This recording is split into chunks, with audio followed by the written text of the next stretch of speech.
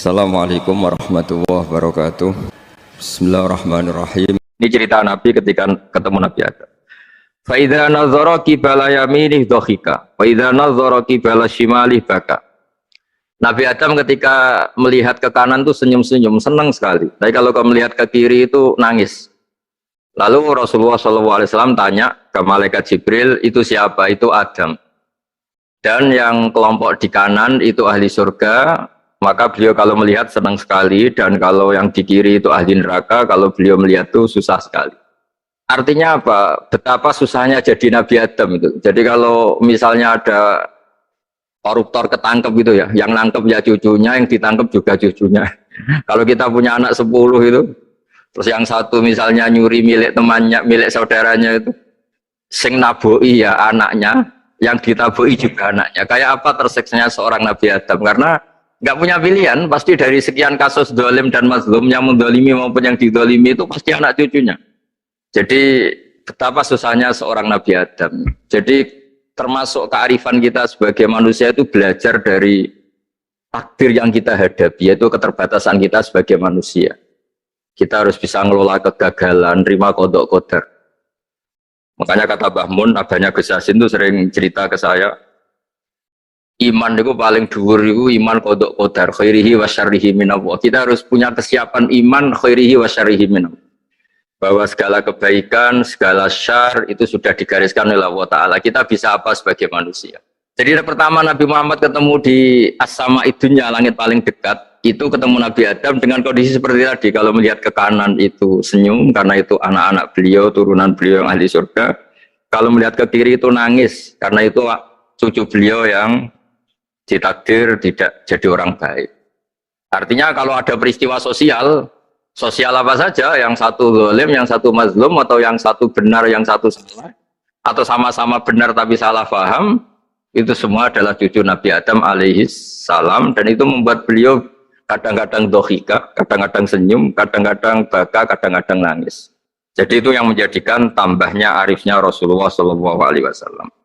Saya teruskan, Qultu ya Jibril man hada qal hada Adam wa hadil aswida an yamini wa an shimalih nasamu bani fa ahlul yamin ahlul jannah wal aswida allati an shimali ahlun nar fa idza nazara qibala yamini dhahika wa idza nazara qibala shimalihi baka.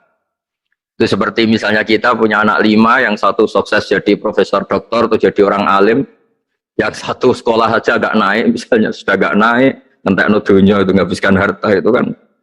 Tapi barokahnya itu mungkin kita mau jadi sombong nggak jadi gitu, karena punya anak yang nggak sukses. Mungkin barokahnya punya anak yang sukses itu meredam keangkuhan kita, terus kita menjadi orang yang sopan dengan tetangga, dengan orang lain karena dipaksa punya hal-hal yang seperti itu. Jadi semua yang ditakdir Allah kalau kita ridho itu pasti baik. Karena ya kata yang ngarang kitab hikam itu, orang tawadhu itu kalau dinasehati pakai teks saja tidak cukup. Kalau punya utang tuh tawaduk sendiri gitu. Guyonannya orang-orang kiai gitu. Ada orang sombong. Supaya ada sombong, kalau dia ketemu orang yang ngutangin tuh pasti sopan sendiri. Jadi kalau dinasehati suruh sopan susah. Tapi kalau ketemu orang yang ngutangin atau ketemu orang yang dia butuh, pasti dengan sendirinya sopan sendiri. Atau ketemu orang yang menjadikan anaknya dapat pekerjaan, menjadikan keluarganya dapat job pekerjaan, pasti dia sopan sendiri karena utang jasa. Nah kalau kita pasti sopan sama orang yang ngutangi kita, yang menolong kita, apalagi dengan Allah Ta'ala yang semua yang kita pakai pasti dari Allah Ta'ala. Dengan demikian sudah keharusan kita sangat-sangat sopan pada Allah Ta'ala. Yang implementasinya dengan sujud dan dengan sholat. Itu juga yang dibawa dari hasil Mi'raj. Ini saya baca teksnya ya. Saya tadi jam 9 baca Bukhari di Kudus sama beberapa habaib, alhamdulillah. Sekarang saya teruskan dengan Sahih Muslim. Termasuk kitab 6 yang paling dipakai ahli sunnah itu Al-Kutubus Sittah, yang paling pokok itu adalah Bukhari Muslim. Terus kemudian naik-naik terus ketemu Maror Tubi Musa alaihi salam. Ini nabinya Bani Israel. Saya kemudian ketemu dengan Nabi Musa alaihi salam. Nabi Musa itu nabinya Bani Israel. Jadi orang Bani Israel itu bawaannya itu protes. Protes itu komplain. Ketika makomnya beliau dilewati Rasulullah SAW, kelas beliau sebagai nabi, beliau nangis.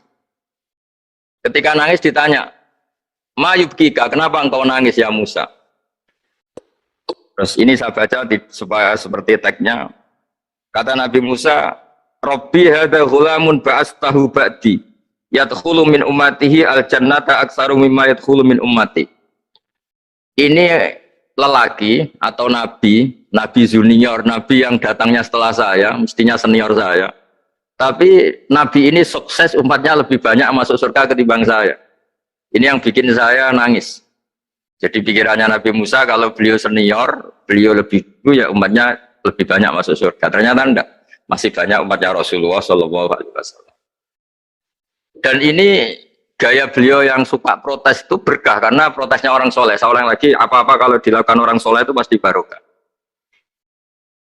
Ketika Rasulullah dapat perintah 50 sholat, itu Nabi Ibrahim pertama yang dilewati karena di langit paling atas dibanding nabi-nabi yang lain. Itu Nabi Ibrahim diam karena beliau tidak punya tradisi protes.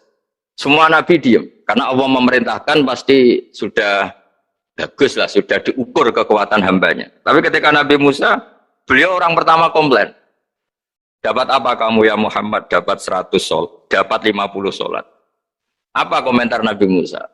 Umat saya lebih gagah-gagah, lebih keren-keren. Pernah saya uji itu tidak ada yang mampu, apalagi umat kamu. Maka kamu mintalah keringanan. Fas'alhu takhfif, kamu harus minta keringanan. Masyhur itu riwayat itu. Kemudian Nabi minta keringanan sama Allah dipotong hanya 5. 5 masih 45, dipotong lagi 5 masih 40 sampai 9 kali pemotongan. Akhirnya jadi 5 sholat. Itu satu menjadi pelajaran bahwa hubungan dengan Allah Ta'ala itu tidak perlu malu karena Allah itu suka kalau dimintain. Mestinya kan dipotong 5 minta lagi sungkan, dipotong lagi 5 minta lagi sungkan, tapi ternyata berkali-kali. Bahkan ketika sudah 5 itu Nabi Musa masih bilang, ya Muhammad minta lagi keringanan. Jadi kalau itu dikabulkan itu jadi tidak ada sholat itu kalau 5 masih minta. Nah, sampai Rasulullah itu tanya ke Jibril, ya Jibril bagaimana dengan gaya komplainnya Nabi Musa? Hiddah itu sering komplain. Jawabnya malaikat Jibril, ya roh hiddata, Allah tahu betul tentang komplainnya Musa dan Allah senang. Ya karena bawaan beliau begitu. Ini penting saya utarakan bahwa dalam Islam itu orang yang lemah lembut, yang samahah, Allahun halim kayak Nabi Ibrahim itu juga Allah suka. Yang suka komplain tapi demi hak, bukan demi konflik. Saya ulang lagi, demi hak, bukan demi konflik, juga Allah suka. Itu kita menjadi dapat sholat yang hanya 5 itu barokahnya komplainnya Nabi Musa karena kita yang lemah ini diukur dengan umat beliau yang kuat, ternyata umat beliau tidak kuat. Barokahnya tidak kuat itu dipakai tolak ukur, apalagi umatmu yang Muhammad. Kemudian itu yang menjadikan Nabi sebagai orang yang sangat tawaduk karena yang merintahkan itu senior. Meskipun kita tahu Nabi Muhammad itu Sayyidul Awwalin wal Akhirin, tapi secara lahir, secara jusmani beliau lahir paling belakang. Dan secara lahir juga beliau Nabi paling terakhir. Jadi secara hukum adab beliau harus sopan. Tentu sopan itu jadi panutan kita. Meskipun kita tahu hakikat beliau adalah Sayyidul Awwalin wal Akhirin. Secara hakikat. Nanti kita bicara lebih jauh tentang jusmani dan ruhani. Nah akhirnya keturutan sampai 5 sholat yang kita lakukan sekarang. Itu barokahnya komplainnya Nabi Musa. Banyak di cerita-cerita kitab hadis. Ketika Nabi Musa ngaji sama Nabi Khidir, itu komplainnya Nabi Musa menjadi fikih yang luar biasa, kata kitab Ibnu Hajar al-Asqalani, Fathul Bari. Ketika beliau ngaji sama Nabi Khidir, kemudian Nabi Khidir itu dipinjemin perahu sama masyarakat. Sudah dipinjemin karena beliau majanan ya, dikasih gratis. Tapi di tengah-tengah perjalanan perahunya itu dilubangi. Nabi Musa komplain, akhirat tahari tukhriqu ahla, masa kamu lubangin padahal kamu naik, nanti gimana, kamu sudah pinjem, nggak bayar, masih merusak lagi, itu apa-apaan. Nabi Khidir ya rileks saja, ilmu kamu belum cukup untuk menganalisis ini. Begitu juga ada 3 peristiwa yang Nabi Musa itu selalu komplain. Apa yang dikatakan Ibnu Hajar al-Asqalani itu kitab yang sangat bagus sekali. Justru dengan protes itu Nabi Musa punya kelas di atas Nabi Khidir karena orang nggak boleh sukut alal mungkar karena secara fikih orang itu tidak boleh mendiamkan suatu yang buruk. Kita tahu dalam aturan fikih di antara kewajiban kita adalah ingkarul mungkar, mengingkari suatu yang memang harus diingkari. Ya meskipun tentu tidak dengan sikap destruktif yang merusak dan apa, tapi yang nggak baik tentu kita ingkari. Perilaku Nabi Khidir yang melubangi perahu yang tidak miliknya, padahal yang punya perahu sudah menonton, itu perilaku yang nggak baik. Sehingga Nabi Musa protes. Justru protesnya Nabi Musa ini menjadikan beliau selalu di kelas fikih terbaik, yaitu ingkarul mungkar, mengingkari barang yang harus diingkari. Tapi tentu Nabi Khidir juga nggak salah, karena beliau punya perhitungan, di depan nanti itu ada begal-begal, ada kekuatan yang nggak baik, yang selalu akan membegal perahu-perahu yang kondisinya sempurna. Nabi Khidir punya perhitungan, kalau ibarat mobil ini spionnya kok nggak dipecah, nggak diambil, itu termasuk mobil bagus, pasti digarong. Tapi gara-gara spionnya dipecah dulu sama Nabi Khidir, terus depannya dilumuri apa supaya agak menarik, ini selamat. Jadi perhitungannya Nabi Khidir, wa kana wara'uhum maliku ya'khudhu kulla safinatin ghusba. Di beberapa tafsir diartikan safinah ay sholihah, karena di depannya nanti akan ketemu orang-orang yang dolim, yang selalu ngambil perahu-perahu yang bagus. Caranya gimana supaya perahu itu gak diambil? Ya karena mereka hanya ngambil yang bagus, ya dirusak dulu supaya gak bagus. Kalau ya gak bagus nanti lolos dari garong tadi, dari pengambilan secara dolim tadi. Jadi Nabi Khidir gak salah karena ada visi seperti itu. Nabi Musa protes juga gak salah karena memang tugasnya fikih itu ingkarul mungkar, mengingkari barang yang memang gak benar. Nah, di sini seperti yang dikatakan Gus Yassin, kita harus bisa ngelola perbedaan, ngelola beda sudut pandang dan sebagainya, sehingga kita selalu dapat nikmat Allah Ta'ala wa allafa baina qulubihim, nikmat yang kita asik, kita hidup asik, nyaman. Doa-doa bapak-bapak saya, guru-guru kita sering ijazai setiap ketemu teman atau keluarga disuruh berdoa, Allahumma alif baina qulubina wa aslih dzata bainina, semoga hubungan kita dengan orang lain itu baik-baik saja dan semua konflik kita dibenahi oleh Allah Subhanahu wa Ta'ala. Karena kita tidak pernah tahu ya, kita miskin kadang dianggap problem karena takut membebani tetangga. Tapi kita kaya juga kadang dianggap problem karena orang lain takut kalah dengan kita. Kita tidak pernah tahu cara pandang orang lain. Jadi kadang-kadang kita menang gitu, sama yang senang dikira kita pemikir serius. Tapi sama yang nggak senang dikira kita merengut. Kita guyon, kata yang senang itu luar biasa. Kita dianggap orang yang ceria. Bagi yang nggak senang dianggap arogan. Jadi kita tidak pernah bisa ngelola pikiran orang lain. Nah, barokahnya rahmat Allah yang tidak terbatas, kita seperti ini. Dan itu digambarkan oleh Allah Ta'ala ketika ketemu antar Nabi. Itu cara pandang ya beda-beda. Nabi Ibrahim itu kalau melihat orang yang nggak benar, itu ya ngendikannya, faman tabi'ani fa innahu minni, wa man asani fa innaka ghafurur rahim. Ya Allah, yang ikut saya ya karuan kelompok saya, yang tidak ikut saya semoga engkau banyak mengampuni mereka. Nabi Nuh beda sekali cara pandang. Nabi Isa ubudiyah murni. Ketika melihat orang yang nggak benar, beliau tidak ngambil sikap. Beliau ngendikan intu adzibhum fa innahum ibadu. Kalau engkau siksa nggih monggo Gusti, wong itu hamba-hamba jenengan, itu terserah jenengan. Wa in taghfir lahum, kalau engkau ampuni nggih monggo, jenengan yang punya pertimbangan lebih bijak. Dan itu yang dalam banyak hadis ketika Rasulullah SAW melihat umatnya di akhir zaman yang macam-macam, Nabi ngambil sikap kayak sikapnya Nabi Isa. Sebagian riwayat Nabi mengatakan fa'aqulu kama qala al-abdus soleh. Saya akan ngambil sikap kayak sikapnya al-abdus soleh. Di hadis itu diredaksikan yaitu dengan redaksi intu azibhum fa'inum ibaduk wa intafir lahum fa'innaka antal azizul hakim. Ya, saya teruskan. Kemudian akhirnya Rasulullah SAW sampai ke Sidratil Muntaha. Wa ra'aitu Ibrahim alaihi salam wa ana asbahu waladih bih. Ketika ketemu Nabi Ibrahim, hubungan Rasulullah itu sangat emosional. Beliau yang pertama diceritakan, saya ketika ketemu Nabi Ibrahim itu senang sekali karena ternyata saya ini cucu beliau, turunan beliau yang paling mirip beliau. Jadi ini unik, dari sekian peristiwa besar, peristiwa langit, kemudian Nabi ada hubungan emosional yang luar biasa ketika ketemu Nabi Ibrahim. Pertama yang dikatakan Nabi, wa ana asbahu waladihi, saya adalah cucu yang paling mirip beliau. Dan ini kita tahu akhirnya di semua syariat kita istilah resminya itu anit tabi millata Ibrahim hanifah. Di istilah resmi agama kita millata abikum Ibrahim, agama leluhur kamu Ibrahim. Kita ketika baca sholawat Allahumma sholli ala sayyidina Muhammad, terusannya juga kama sholli ta'ala sayyidina Ibrahim wa ala ali Ibrahim. Dan seterusnya dan seterusnya. Kemudian yang terakhir saya cerita secara akidah Ahlussunnah wal Jamaah yang dianut oleh Imam Asy'ari dan Maturidi. Meskipun secara lahir itu Nabi mengalami pertemuan dengan Allah di Sidratil Muntaha, Tapi tetap saja kita cara pandang bahwa Allah Ta'ala itu mukhalafatul hawadis. Allah tidak bisa kamu andekan di satu tempat terus ngalami hal-hal yang kita alami sebagai makhluk. Sebab itu sirinya kenapa di surat Isra dimulai dari subhanalladzi. Allah tetap maha suci. Maha suci itu artinya terbebas dari yang kita alami. Allah selalu mukhalafatul hawadis. Allah la yahtaju ila makarin. Allah tidak butuh tempat. Allah tidak butuh waktu, Allah tidak butuh semua. Karena Allah itu qayyum, Allah itu qiyamuhu binafsihi, berdiri sendiri. Allah tidak butuh aras, Allah tidak butuh kursi. Tapi eksistensi kursi yang butuh Allah. Allah tidak butuh aras, tidak butuh kursi, tidak butuh langit. Semuanya itu berdiri karena Allah. Bukan sebaliknya Allah berdiri di atas semuanya. Sehingga kita mulai kecil diajari Allah itu siapa? Al-Qayyum. Kalau bahasa kita qiyamuhu binafsihi.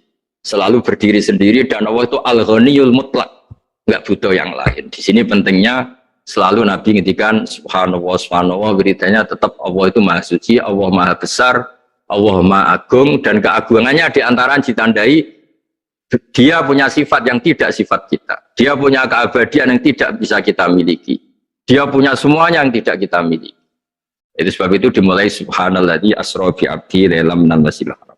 Jadi kata subhana ini maha suci itu maha suci dari tempat, dari waktu, dari apa saja.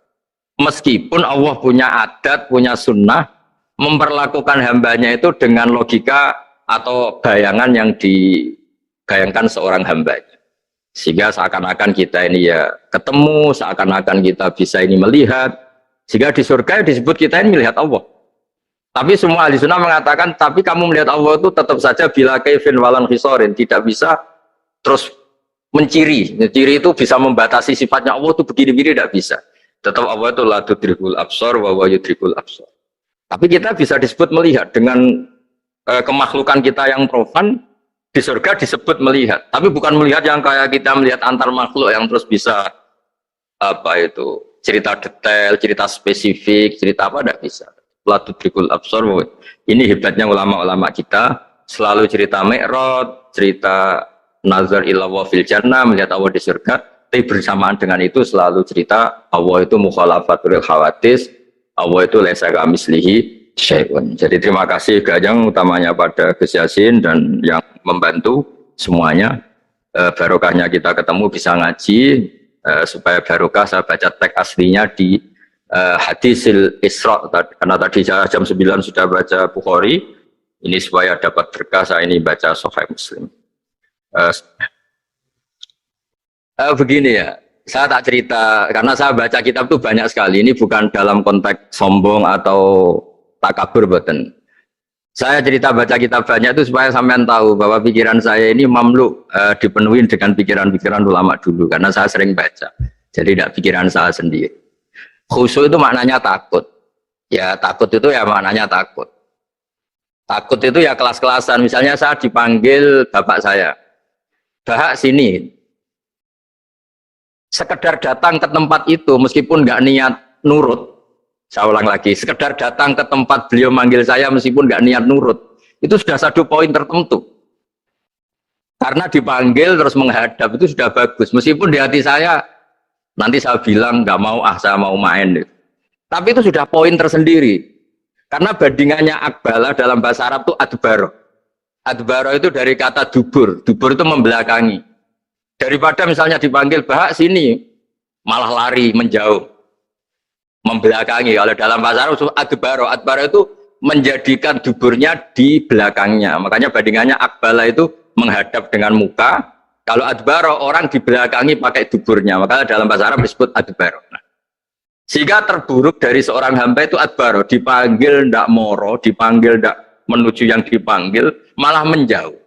Nah menjauh ini dalam bahasa Arab itu kadang dibahasakan tawalla. Tawalla itu mengo itu menghindari, atau adbaro, membelakang. Jadi kalau Anda sholat kok masih sering salah, dan saya yakin semua orang juga gitu, kalau nggak nabi, nggak wali itu ada ya kesalahan-kesalahan yang tidak fatal-fatal banget, karena ada kebaikan yang Anda lakukan, yaitu ketika Anda dipanggil, Anda istijabah, Anda mengiyakan dengan menghadap. Ya itu sudah bagus. Nah setelah menghadap ternyata disuruh apa itu tidak nurut. Disuruh apa gak nurut itu satu kesalahan yang tidak mengganggu poin pertama tadi Anda menghadap. Sehingga banyak cerita di hadis-hadis ada sahabat yang zaman itu tidak soleh-soleh banget. Zaman itu ketika Nabi, saya ini mau sholat ya Rasulullah, tapi jangan diminta berhenti dari begini-begini. Beliau menyebutkan sekian kemungkaran sahabat tadi. Nabi komentarnya itu sayan hahumayakul. Nanti kalau sering sholat lama-lama ya enggak begitu. Nah ini kelirunya kita sebagai manusia. Lama-lama juga baik, itu kita kira itu terus harus sekarang gitu loh. Nah itu keliru, harus sekarang itu keliru. Bisa saja kita ini setiap sholat pasti sudah ditulis Allah, nanti itu mati baik. Belalang nanti habis asar sebelum kita maksiat sudah mati, habis sisa sebelum kita maksiat lagi sudah mati. Dari barokahnya sholat itu ada waktu yang potensi ya, potensi sholat itu akhir kenangan kita, sholat itu identitas kita, sholat itu status kita. Nah, karena kita sholat itu pakai niat, niat itu komitmen. Sementara kalau Anda maksiat itu tidak pakai niat, karena zallah. Zallah itu ya ada niat maksiat, tahu-tahu mungkin di bis ketemu orang cantik, terus agak jelalatan. Tapi kan tidak niat, tapi kalau sampai sholat kan datang ke masjid, bayangkan diimami ini, nanti kamu takbir, nanti kamu baca ini, baca ini. Jadi benar-benar komitmen, itu status kita.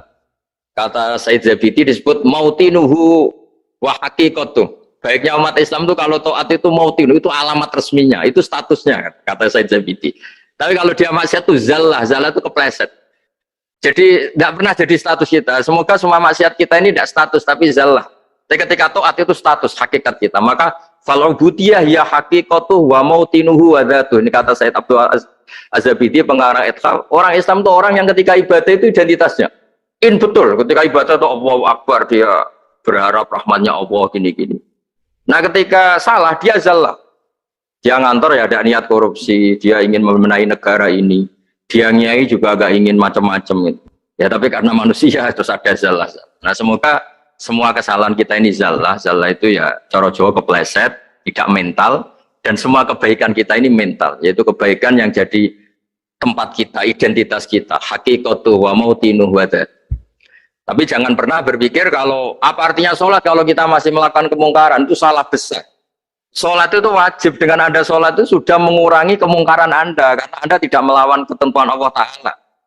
Kayak kita orang Indonesia, meskipun kita koruptor, mau jadi KTP Indonesia sudah bagus, kita mau jadi warga Indonesia, meskipun setelah itu kita korupsi, dan salah, tapi lumayan jadi mau jadi warga apa? Indonesia. Orang mau sholat artinya dia menstatuskan diri sebagai hamba Allah.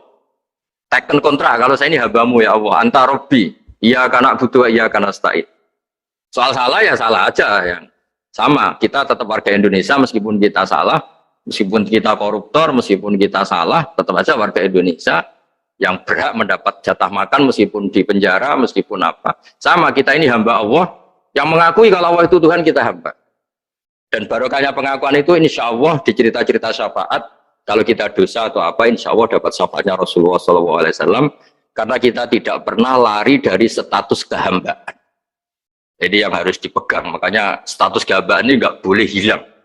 Kita harus sering bilang Robbi, Robbi, Tuhanku yang merawat aku, yang memberi aku. Dengan demikian kita menjaga status kehambaan kita. Dan status hamba ini yang menjadikan orang layak masuk surga, yaitu fadkhuli fi ibadi, kamu harus resmi menjadi hambaku, baru ada perintah wadkhuli jannati. Kalau menjadi hamba aja nggak mau, kita punya keangkuhan, punya keinginan yang mulu-mulu, sehingga seakan-akan kita ini Tuhan, itu tidak menghamba. Kita harus fadkhuli fi ibadi, baru wadkhuli jannati. Saya kira demikian, semoga ini manfaat. Banyak cerita niku riyen Dia Khalil mengambil mantu Ki Bisri niku nggih nyaur utang kalian Mbah Topo, mergi sering dirumat secara finansial. Bias mbake ndongane iku tenanan supaya anake Ki Mustofa niku pinter, anake Mbah Topo niku pinter, terus dados Ki Bisri. Niku nak diambil kesimpulan niku kiai ndonga tenanan niku nak dirumat tenanan. Nak dirumat rapati tenanan niku ndongane ya kudune rapati tenanan. Niku ngantos sing crita niku mbah bodoni napa mboten niku riyen niku ngantos Mbah Khalil lu prai jamaah. Mergo makmume iku sing ngutangi. Dadi wedi nak ketemu makmume. Suwe-suwe diebrokno terus wani dadi imam malih. Terus dalam keadaan ngoten niku ndonga ra tenanan mboten mungkin.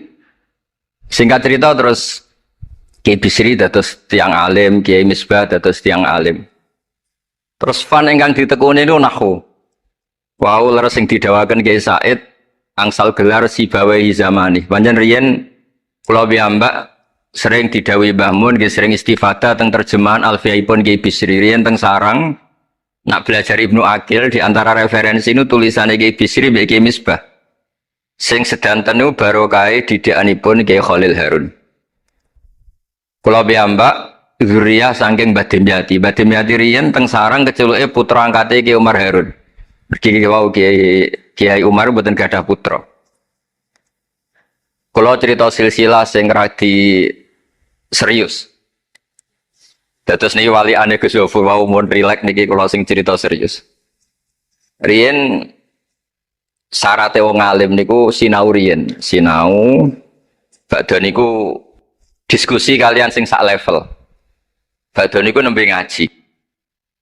Sehingga nak ngaji itu kantun nyocokno niki kangge santri-santri Rodotul Thalibin. Terus kisah hal sebelum ngaji Mbah Zubair niku sinau riyen. Misale piyambake macane tajibu, mengke kiyaine maca tajibus sholatu. Mengke diskusi terus ngaos Mbah Zubair. Angger macane wis kembar terus berarti aku wis pinter. Karena yang memutuskan rofa nasab itu tidak kiainya tapi dia. Terus kantun nyemak. Ki bengi tak waca rofa kok kiai ku rofa, berarti ilmuku wis padha. Aku maca nasab kok kiai ku nasab berarti padha. Aku maca jer kiai ku jer wis padha. Nah santri-santri kan mboten ngaji mboten persiapan. Teko ngaji mbek takok halaman. Niku pun santri innalillahi wa inna ilaihi rajiun. Niku enggak bisa diharapkan. Terus kula riyen niku GR alim niku nggih alasan perkara ini sinau riyen. Dadi agar bangun maca kok pun kembarane 90% apa 80% nggih mun setengah ngalim. Kok nak salah kok sampai 90% ya goblok banget. Sakniki mboten santri sinau iku mboten persiapan ngaji takok halaman tok endi. Menyenggahi sholawat. Sallallahu Muhammad sholli alaihi. Mboten mikir wong kiai ini maca Allahumma sholli ala Muhammad malah ngongkon kiai ini sholli alaihi itu nak diterjemahkan Allahumma sholli ala Muhammad terus dekne ngomong sholli alaihi. Nggih monggo jenengan maca sholawat. Wong sholli fil amar. Tapi wong jenenge wong ora mikir nggih. Terus niku ruwet. Terus niki kalau cerita sing serius, kersane jenengan pirsa bilih sing minter wong ra bakat pinter niku nggih kangelan tenan. Riyen bapak kula nggih nak definisi wali nu ngoten kula nggih insyaallah pun mlebu lah. Mergi kula niku nggih minter tiyang kathah. Tiang-tiang sing ra bakat pinter teng Gunung Kidul niku kula kathah sing kula dadekno kiai niku. Tapi mboten pinter banget pokoknya memenuhi kualifikasi lah. Mergi ceritane niku nggih sederhana. Riyen niku Mbah Khalil nak mulang nahwu tenanan. Mergi sesuatu itu jadi mudah. Mulane cerita sing beredar nang Lirboyo niku Ja'a Zaidun, Zaid datang. Niku wonten santri pelengahan delok lawang. Gurune ngamuk. Kamu orang mana? Orang Bekasi. Kenapa pelengahan? Ya katanya Ja'a Zaidun ra'aitu Zaidan. Habis Pak Guru bohong. Katanya Zaid datang melihat Zaid ternyata orangnya enggak ada. Contohnya menjaga Zaidun roa itu Zaidan. Tapi barokahnya itu terus sesuatu itu menjadi mudah. Lah ini sing dawe Mbah Mun wae sing didawakan Gus Zofur kula eling dawe Mbah Mun gelem ra gelem Allah kudu gawe wong alim kok wong Jawa. Mergo wis kadung dawuh Islam iku kafatal linnas untuk semuanya. Fasibawa Farisiun. Imam Sibawa itu orang Persia. Imam Ghazali juga Tos itu Persia. Banyak orang alim dari Irak. Irak itu Babylon, itu tidak Arab. Karena Islam ini kafatal linnas. Makanya gelem ra gelem guyonane Mbah Mun niku Allah kudu gawe wong-wong koyok Warijo, koyok Kirun kudu dadi wong alim.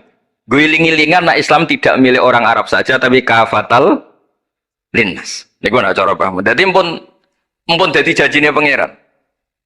Mulane sing mondok Arab nggih monggo, sing mondok pundi mawon nggih monggo, tapi Kiai Jawa tetep ndek jatah alim. Mergo niku mumpun kuota. Mumpun kuota.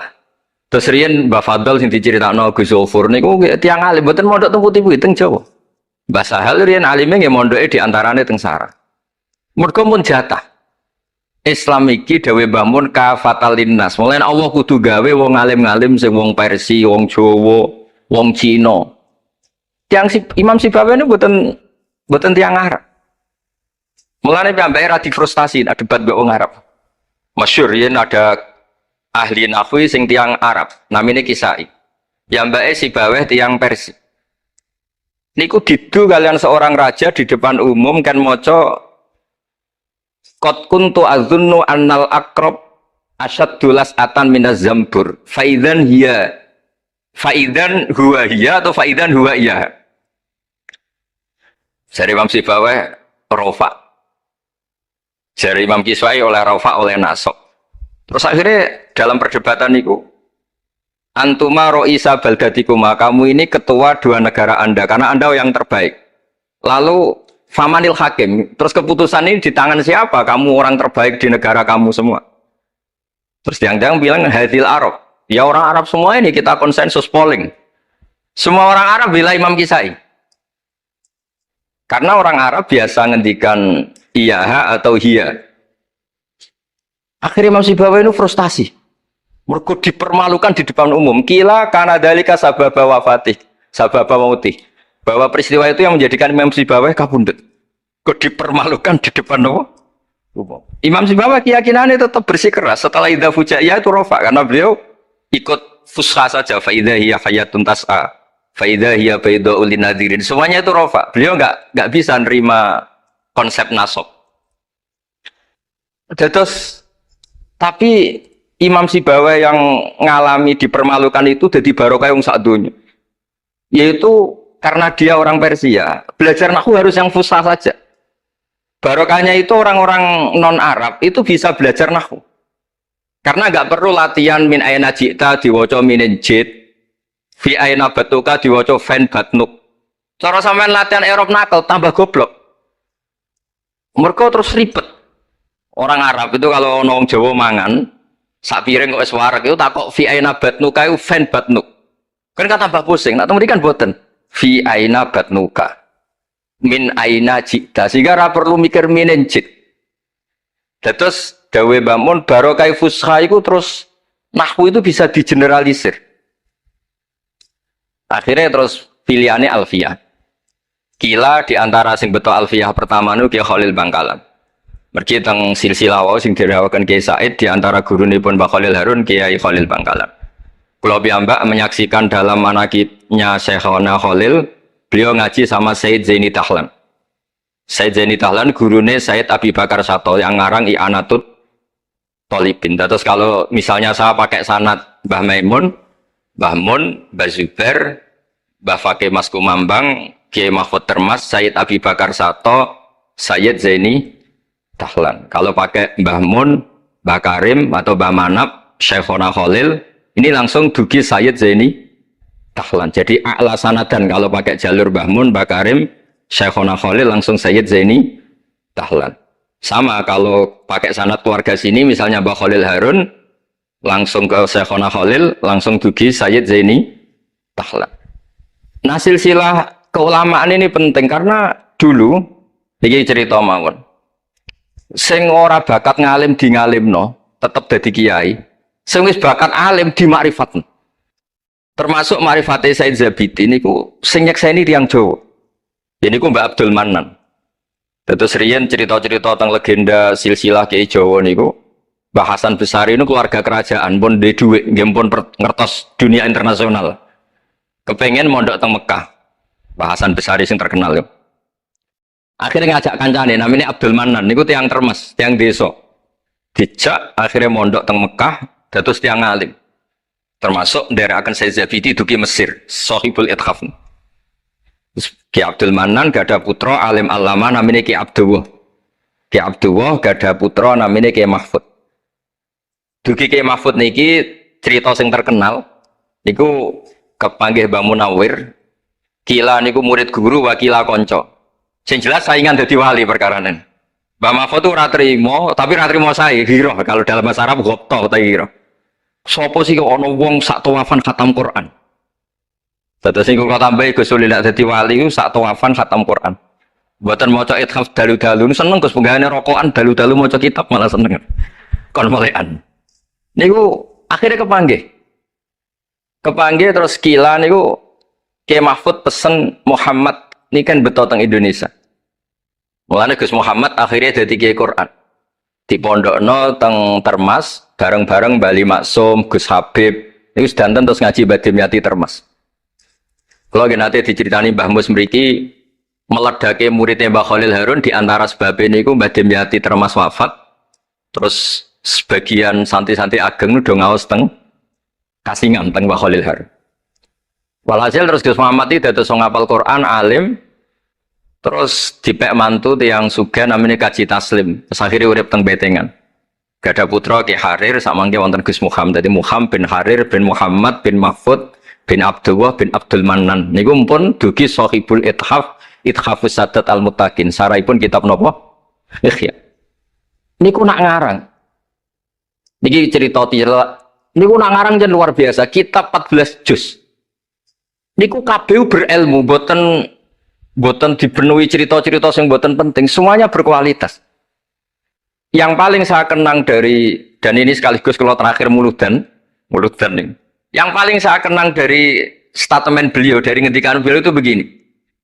Wan Nabi sallallahu alaihi wasallam wa in jalla qadru muhtajun ila rahmatihi ta'ala wa fadli. Dari cara pikiran beliau itu, umat ini setelah Nabi Isa. Penggemar Nabi Isa itu salah dalam mendudukkan Nabi Isa, berlebihan sampai mengatakan Isa ibnu Wah. Yang benci juga berlebihan sampai mengatakan Isa itu waladuz zina, yaitu orang-orang Yahudi. Tapi kata Said Zabidi, hadil ummah maksumatun min dzalika kullih. Umat ini akan diselamatkan, pecinta Rasulullah Shallallahu Alaihi Wasallam itu akan diselamatkan dari dosa atau kesalahan-kesalahan orang Nasrani melihat Isa. Barokahnya apa? Barokahnya sholawat. Yaitu umat ini wiridan Allahumma sholli ala Sayyidina Muhammad. Allahumma itu pemberi. Muhammad apapun jalla qadruh penerima. Sehingga kita baca sholawat itu sekaligus menunjukkan mahabbah kita ke Rasulullah Shallallahu Alaihi Wasallam, bahwa beliau makhluk terbaik, manusia terbaik, yang paling layak dapat askas sholawat, askat tahiyat dari Allah Ta'ala. Tapi tetap saja Allah ini pemberi, Rasulullah ini penerima. Sehingga umat ini tidak akan mendudukkan Rasulullah setingkat Allah. Yaitu yang disebut burdah da'mat ta'atun nasara fi nabihimi wahkum bima syi'ta madhan fihi wahtakimi. Pokoknya silahkan memuja Nabi Muhammad setinggi langit asal da'mat ta'atun nasara. Tinggalkan kesalahan yang dilakukan orang Nasrani. Nah itu kata Said Zabidi, cukup kowe maca sholawat. Karena dengan baca sholawat berarti Allahumma sholli ala Muhammad, Allah pemberi, Nabi apapun agungnya penerima. Jadi sampean nyebut Allah, yaitu Jalla Jalaluh, menyebut akrobu habaibi akrobu asfi'ahi. Nah itu ini cerita. Jadi kita ini dididik orang-orang spesial. Saya dididik Mbah Mun, dididik Bapak, dididik guru-guru yang lain. Beliau dididik Mbah Zubair di antara gurunya Mbah Karim, Mbah Fakih. Mbah Fakih dididik Mbah Mahfud dididik Ki Abdullah dididik Ki Abdul Manan. Ki Abdul Manan ini dididik yang ngarang kitab Ithafus Sadatil Muttaqin. Terus di situ diterangkan sanad beliau sampai ila Rasulillah Shallallahu Alaihi Wasallam. Maka dengan seperti ini baca sholawat itu kualitasnya luar biasa. Ini bukan sekedar sholawat. Mari kadang-kadang kita ini kan wong Jawa, kayak piye, maca sholawat sakmene duwe akeh, maca sholawat sakmene naik pangkat. Ini yang terus cara kula niku ape diberantas iku lumayan gak moro Gunung Kawi. Tapi disetujoni kok kabeh kok dikompensasi materi. Jadi ribet, jadi kejauhan. Kalau mereka tidak punya sarana tawassul, engkau moro Gunung Kawi itu ya kedusan. Tapi mau coba sholawat ben dadi bupati, engkau nara mandi nang nyalahno sholawat. Jadi kejauhan ya bingung. Nah sampean ra bingung berarti rong kiai, jadi gampang. Tapi apapun itu, dawe Said Zabidi wa Rasul wa Muhammad wa injalla qadruh muhtajun ila rahmatihi ta'ala wa fadlih. Itu mutiara yang luar biasa. Engkang kula dawa matur malih, nak ngelem Kanjeng Nabi ku ngelem kaya ulama. Nggih wau kados Said Zabidi. Wong trimo redaksi sing kita baca keseharian, tapi beliau bisa memahami bahwa hadhihi sholawat, sighatus sholawat. Itu sighat sing nyelamatkan hadil ummah ila yaumil kiamah. Cinta kita pada Rasulullah terselamatkan karena kita baca sholawat. Tauhid kita terselamatkan karena Allah al-mu'ti, Rasulullah al-mu'ta. Apapun hebatnya Nabi, posisi yang diberi, yang menerima, pemberinya tetap Allah Subhanahu wa ta'ala. Dan ini cerita-cerita ngaji tahqiq ingkang sanate musalsal ila Rasulillah sallallahu alaihi wasallam. Terus kula suwun seneng Rasulullah nggih wonten sing baca selawat dengan jumlah besar. Wonten sing bacanya ndak besar tapi ngerti sirrun min asrori selawat. Ngene iku piye supaya selawat iku nunjukno mahabbah kita lan keyakinan kita nak nabi niki afdhalul khalqi, paling disenengi Allah. Tapi sekaligus nabi tetap abdullah wa rasul. Cukup dengan redaksi Allahumma sholli ala Muhammad, Allahumma sholli ala sayyidina Muhammad. Terus niki mun dalu nek sampean kakean ilmu malah bingung. Wong kula piyambak pun nganggep final yang didhawuhna Gus Zofur mergi saya bersaksi karena hal yang sama juga Mbah Mun sering dawuh. Sing jelas iki Jawa kudu bangga tetep untuk kuota. Mergo wis kadung ngendikan kafatal linnas. Jadi tetap Allah akan bikin orang-orang alim di lain orang Arab, mesti ono sing wong-wong non Arab. Kata Imam Ghazali itu orang Tus itu ikut Persia. Sibawayh juga Persia. Imam Abu Hanifah itu orang Irak. Irak itu termasuk Ajam. Karena ikut Babylon, wa kumma minal biladil ajamiyah. Mesir ikut Afrika. Terus insya Allah barokah cerita niki, barokah wow penjelasan-penjelasanipun Gus Zofur dan kita juga sering dengar dawe-dawe Mbah Mus, Mbah Khalil bahwa agama ini luar biasa. Mergi Indonesia nu boten saged bahasa Arab tapi saged ngarang kitab bahasa Arab. Yang Mbah Mun sering dawuh, Mbah Fadl bocah bahasa Arab ya ora iso. Di Ihsan Jampes tahu dites Mbah Zubair, jadi Mbah Zubair iseng ngetes Mbah Ihsan, tidak bahasa Arab ya ora iso, tapi iso ngarang kitab. Mbah Fadl ketemu supir taksi Arab ya tuntas. Pinter supir taksi. Mana gara Mbah Mun ana wong modho Arab kepen pinter, kepen iso bahasa Arab. Kowe adol es ning Arab kok pinter bahasa Arab iso ora Mbah Mun. Nah pen alim yo niru Mbah Fadl. Tapi sakit alim alam. Mergi mpun untuk kuota agama ini kafatal linnas. Nah, agama itu mulai dulu itu masalah klaim di sosialnya ya. Pada level kebenaran tentu agama itu hak dan batil. Tapi pada level sosial itu klaim. Klaim bahwa Ibrahim itu kita. Kata orang Islam, kata orang Yahudi Ibrahim itu kita, kata orang Nasrani Ibrahim itu kita. Sebab perdebatan itu ketika diputuskan Yerusalem, Hebron, terus Bethlehem, itu dianggap kota internasional, kota bersama. Sehingga di sana itu yang namanya Nabi itu kadang kakinya di masjid, kepalanya di sinagog, atau pokoknya separuhan. Jadi saya pernah sholat di masjid Ibrahim itu harus melewati sinagog. Itu tak inceng Nabi Iskak itu nang tengah-tengah sinagog. Ibrahim lumayan, sirahe nang masjid.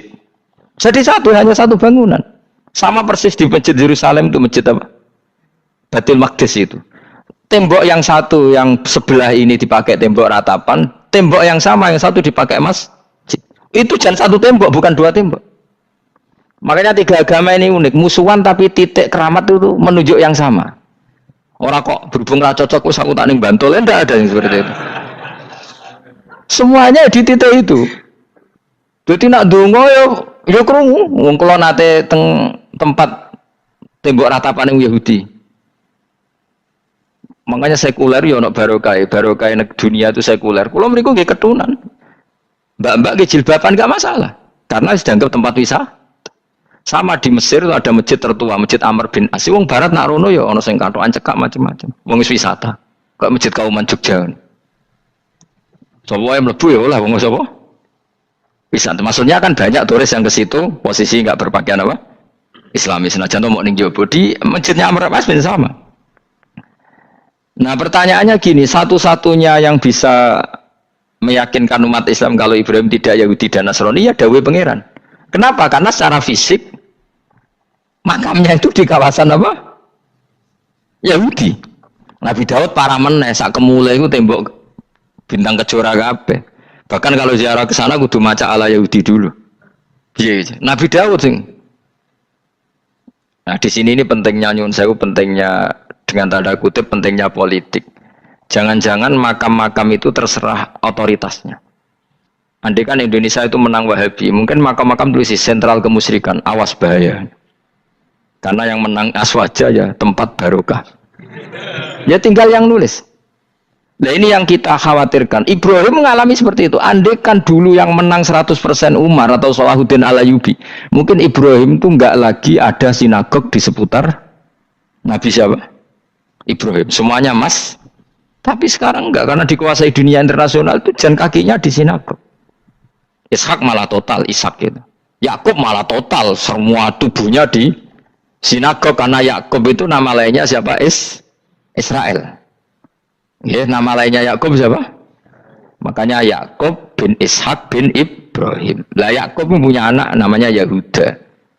Paham ya? Makanya Yahuda bin Yakub bin Ishak bin Ibrahim. Yahuda punya dulur yang li'ab 12, yang punya dulur li'ab itu 2, Bunyamin sama siapa? Yusuf. Yang Bunyamin Yusuf ini sakit. Yang lainnya berapa? 11. Itu 10 kan, berarti 10. Pokoknya bangsa itu berapa itu? Lah itu li'ab hanya berapa? Ada li'ab, ada apa? Sakit. Nah Yusuf nasibnya paling untung Nabi Yusuf.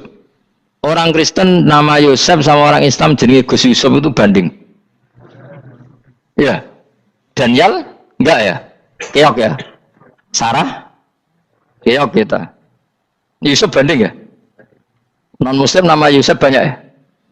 Islam Kiai Yusuf juga banyak. Mustafa Raono ya? Islam kabeh lah jenenge. Meskipun gak wong pilihan ini Mustafa sing jeneng-jeneng saiki ya mboten ora ono maknane. Makanya saya itu mikir. Nah, terus perdebatan sejarah itu mesti mengacu ke Duriyah. Duriyah itu komunitas. Nabi Ibrahim itu kita ikut partai Ismail saja ya supaya jelas ya. Ismail itu lahirnya di Palestina di Syam, dibawa ke Mekah. Tapi mari kula nu rodok setuju is gak mari dadi utek kula niku wis rodok iku. Utek kula niku kan anut kaul sing paling akwa.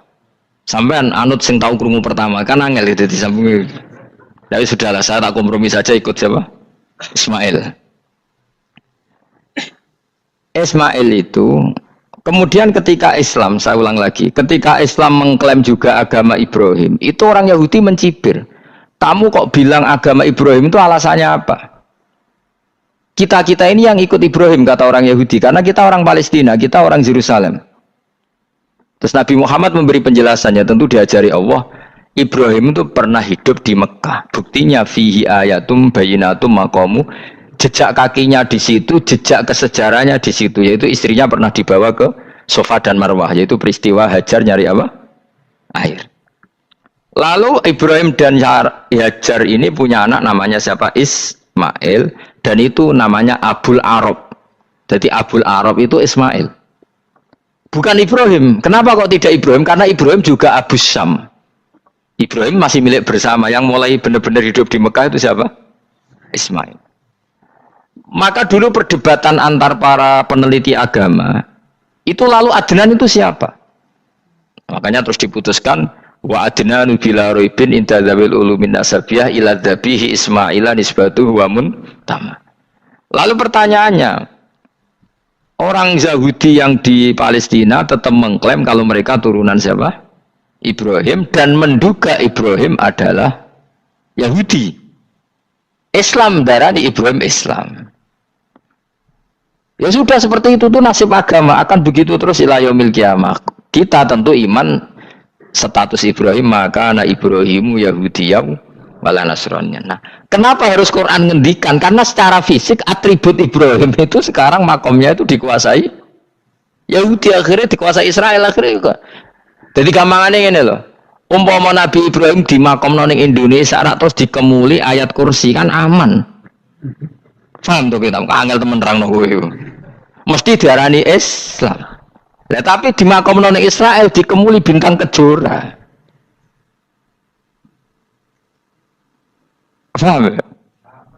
Maka mau tidak mau tetap ada perebutan otoritas politik. Makanya di sini ini Sayyidina Umar ngotot kepengen nalukno Romawi. Maksudnya Romawi yang menguasai Palestina.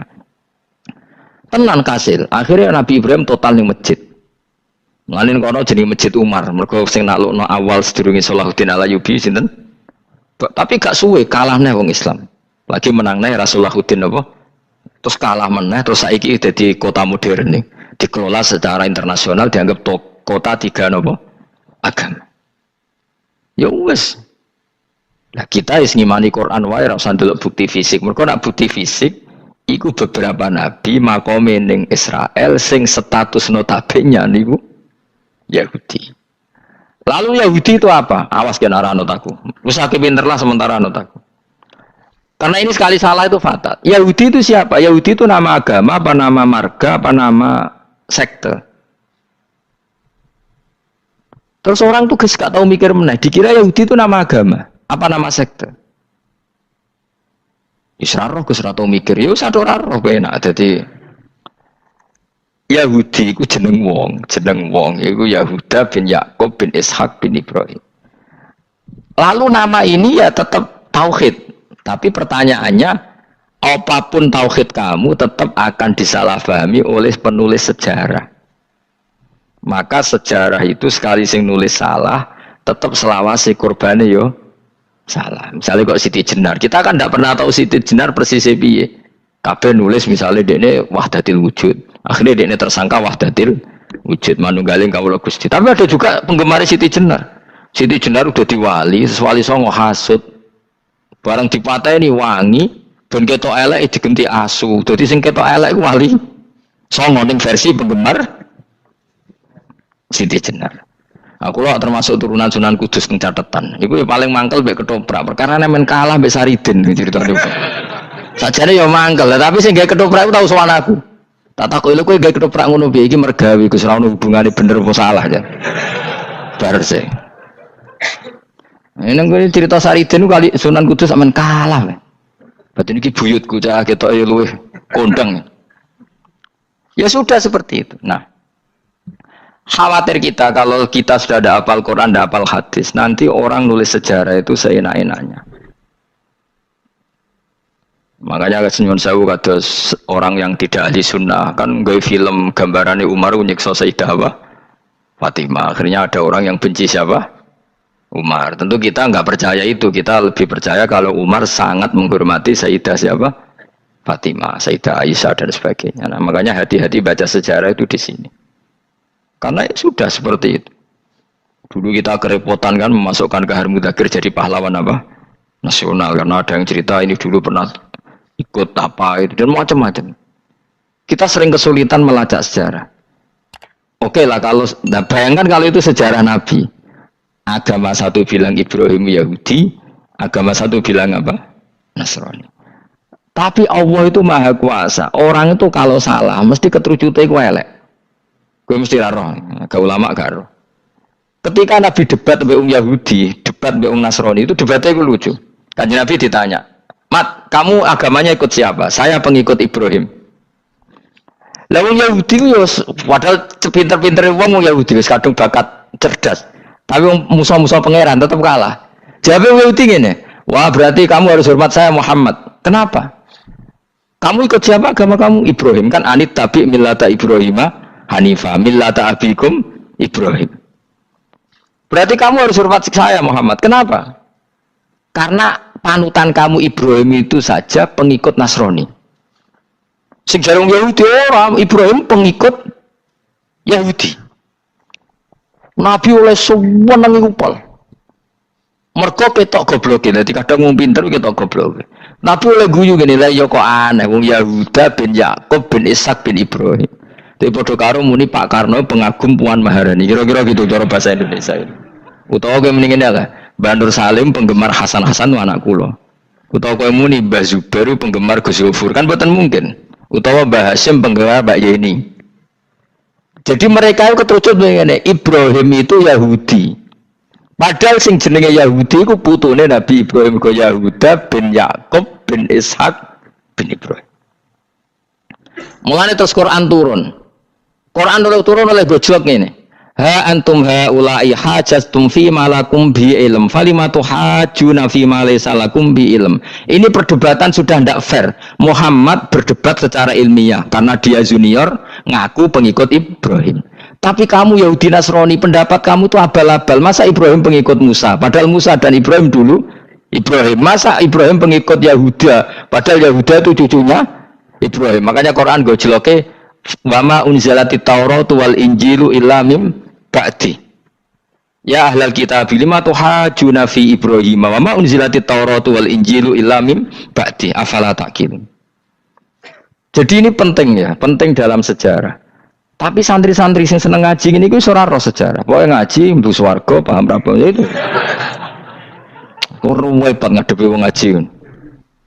Saya itu tidak setuju seperti itu. Oke lah kowe mlebu swarga lah spek-pekan gue. Tapi mbok yo paham.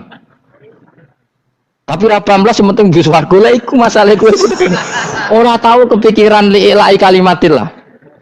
Aku yo cara kon mlebu swarga mbek kon paham Quran. Milih paham Quran sik. Lagi mlebu swarga. Tapi kok ana sido mlebu ya ora mungkin paham Quran bun neraka. Kowe ku aneh-aneh.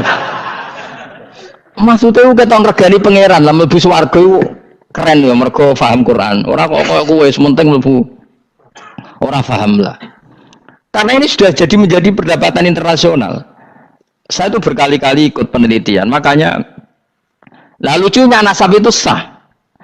Mereka yang Yahudi kalau ditanya man huwal Yahud, huwa Ishak wa Yahuda bin Yakub bin Ishak bin Ibrahim. Terus diomong no Ibrahim pengikut Yahudi itu padha karo tadi kayak kita bilang misalnya Mbak Munawir pengikut Gus Najib. Kan nggak mungkin Pak Karno pengikut Puan Marani atau Gus Mbak Hasyim pengikut Mbak Yeni atau Mbak Nur Salim bapak saya pengikut Hasan anak saya, kan aneh. Sehingga pangeran oleh gojlek gitu. Ha antuma ulai hajastum fi malakum bi ilm. Mereka ini sudah siap berdebat secara ilmiah. Falimatu hajuna fi ma laysa lakum bi ilm. Tapi saiki pecintane Kanjeng Nabi ku rata-rata iku ora pinter. Penting selawatan berjanji buanter. Nak diarani bid'ah ngamuk wis ngono terus kegiatan. Lah sing diarani bid'ah padha dene wong selawatan iku tareh kok di. Kadang-kadang yo bingung. Wis sama dibak berjanji cara mbok terjemah ngarah darani bid'ah. Lha bid'ah ning ndi wong walam matam min hamlihi syahrani ala masyuril aqwalil marwiyatu fiya bil madinati Abu Abdullah, ketika Nabi kandungannya umur 2 bulan bapaknya mati. Terus itu kan tareh. Gara-gara diwaca bahasa Arab terus koyo mantra. Lah akhirnya diarani bid. Sing maca padha ora paham, akhir Allah, ya Allah. As padha dene aku repot besar. Pusing aku mikir tadi. Ayo kowe ngono ta ora kelakuan ae.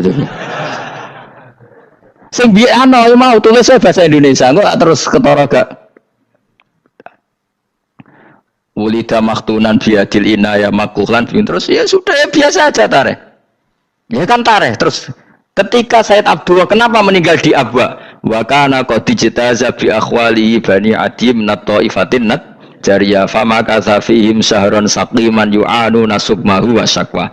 Kenapa Abdullah meninggalnya di Abwa? Abwa itu kawasan Yasrib karena Abdullah sedang menjenguk keluarga besar dari ibunya.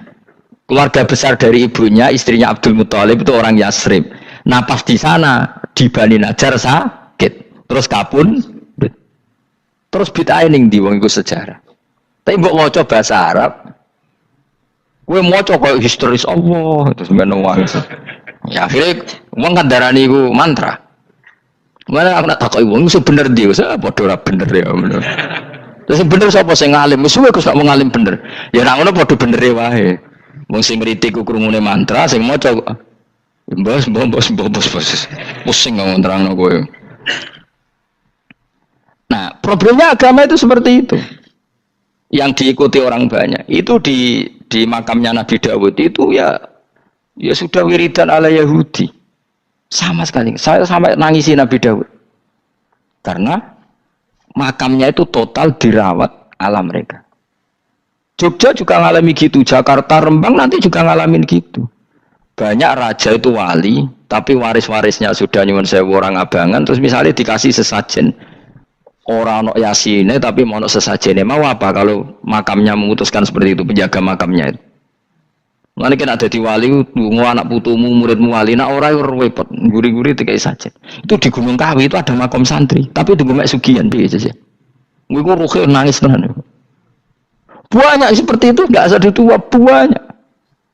Nah, lalu makam itu terserah siapa bertanya, terserah yang rumah atau terserah statusnya zaman dulu. Nah, karena yang rumat itu berafiliasi ke Yahudi, terus mengklaim Ibrahim itu, maka Quran harus menerangkan maka anak Ibrahim Yahudi wala Nasrani karena secara artefak, secara kesejarahan fisik itu sekarang dikuasai Yahudi. Jadi repot. Ya tapi itu ya sudah. Makanya kita kembali ke Quran dengan cerita tadi. Ibrahim tetap Abul Anbiya. Ibrahim tetap Muslim. Buktinya punya peninggalan Ka'bah. Nah, Ka'bah ini harus kita jaga. Ketika Ibrahim kita katakan ninggali Ka'bah, ternyata Ka'bah di situ sentral tauhid. Antahira baitali ta'ifina wal akifina waruka'is sujud. Ketika Ka'bah jadi sentral tauhid, maka kita akan mengatakan peninggalan Ibrahim pasti tauhid. Makanya Nabi marah besar ketika Ka'bah ada berhala banyak. Andai kan nggak dihapus oleh Nabi, maka berhala itu pun dianggap peninggalan Ibrahim. Dong tau nih, dong tenan. Ya pinter nih, jadi maju lah.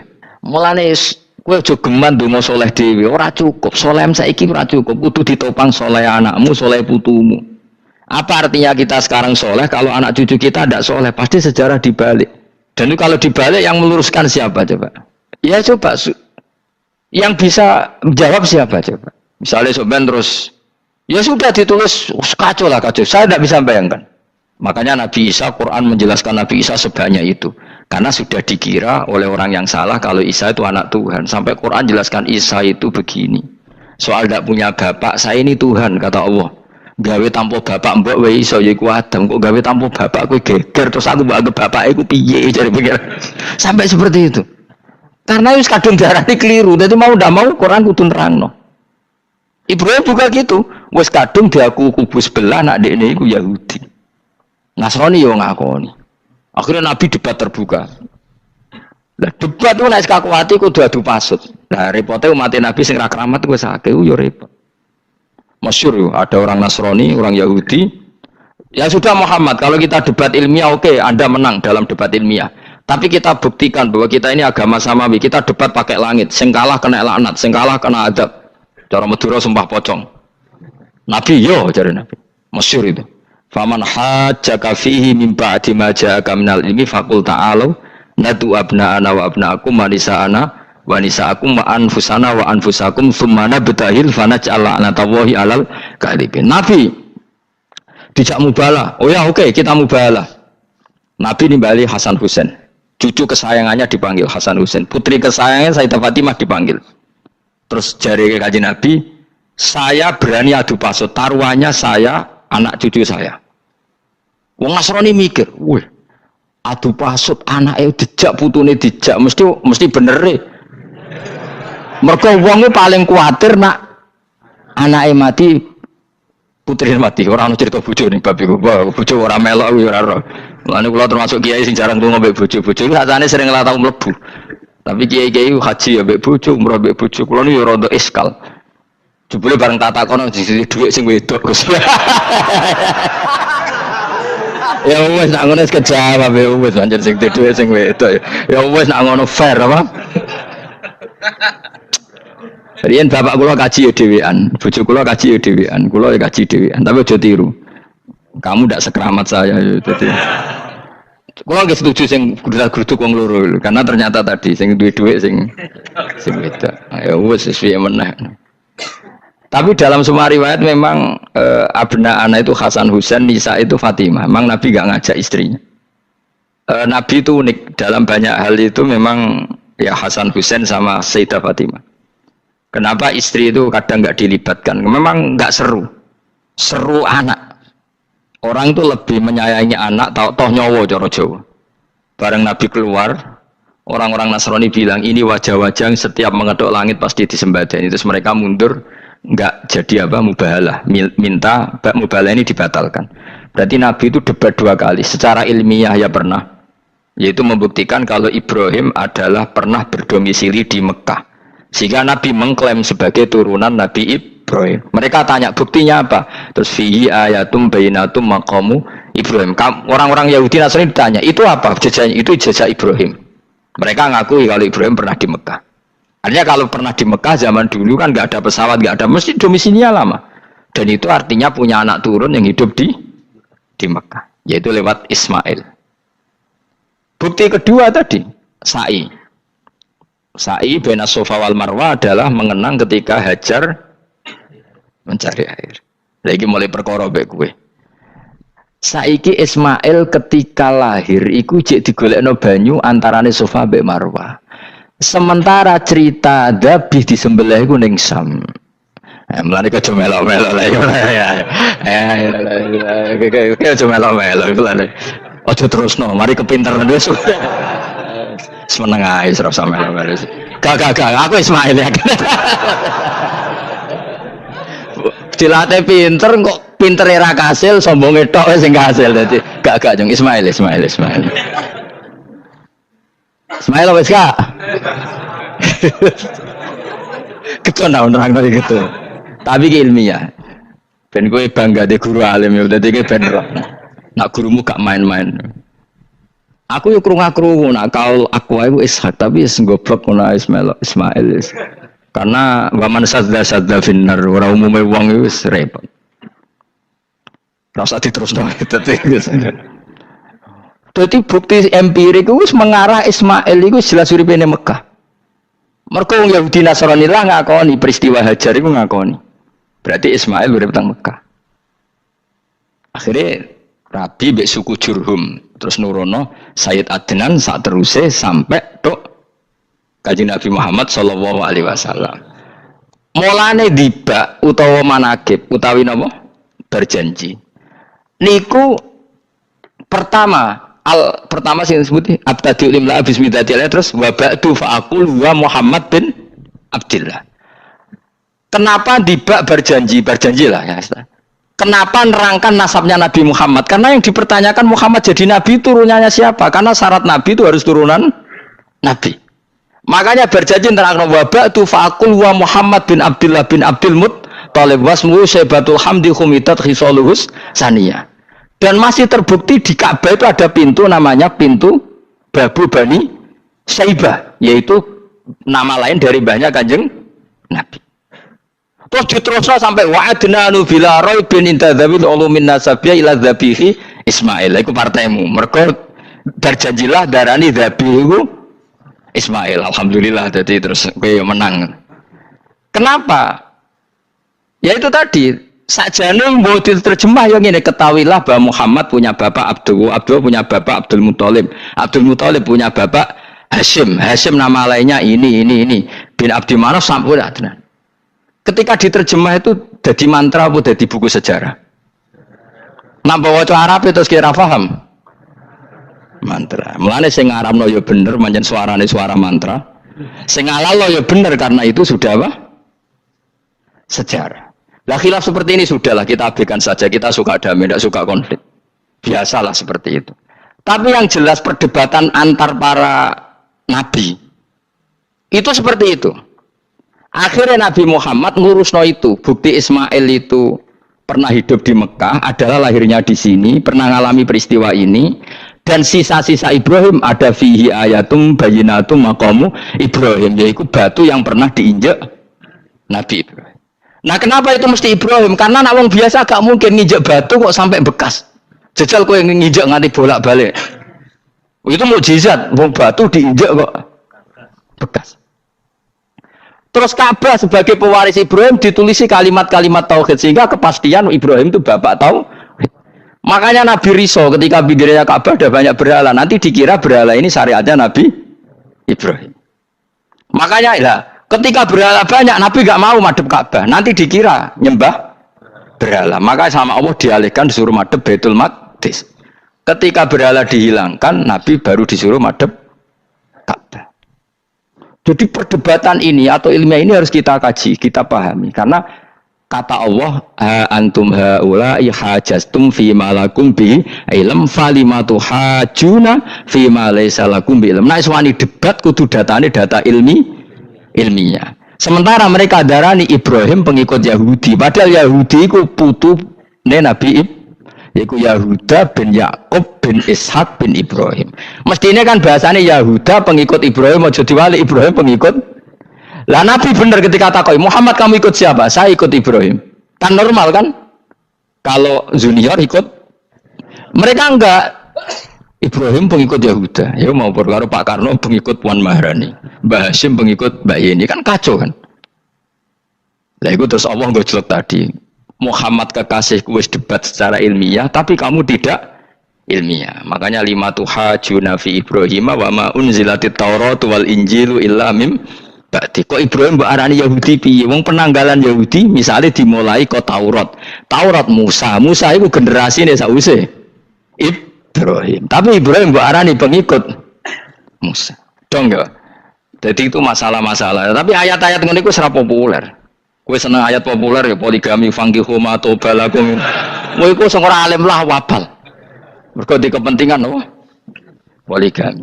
Mbak wong sing seneng ramat, senengane dalil wa mattaqila Allahu makhruja. Tekan dadi wali kepinginin untuk duit yang enggak terduga. Udah diuteke ku duit. Padahal syarat saya wali ku ora pati seneng duit. Lah kepen dadi wali ben oleh duit. Jadi wis kenapa menjadi wali ben wa yarzuqhu min haitsu la yahtasib. Dadi uteke wis elek. Dadi institusi wali wae demi. Jadi nak aku wali para pangeran rezeki teko min haitsu. Mulane kira bakal dadi wali, ngerutek cek ngono ora bakal dadi. Ayo saiki Ismail besar. Ismail. Aku ya getun kadang alim kadang getun. Perkarane nyulayani apa? Mainstream. Tapi cara kula ya Ismail sudah tak bilang napa? Ismail. Apa? Ismail Iska Ismail. Nak cacile kan boleh sengguri. Yang jelas bahwa Ismail atau Ishak kaulani ono pendapat loro.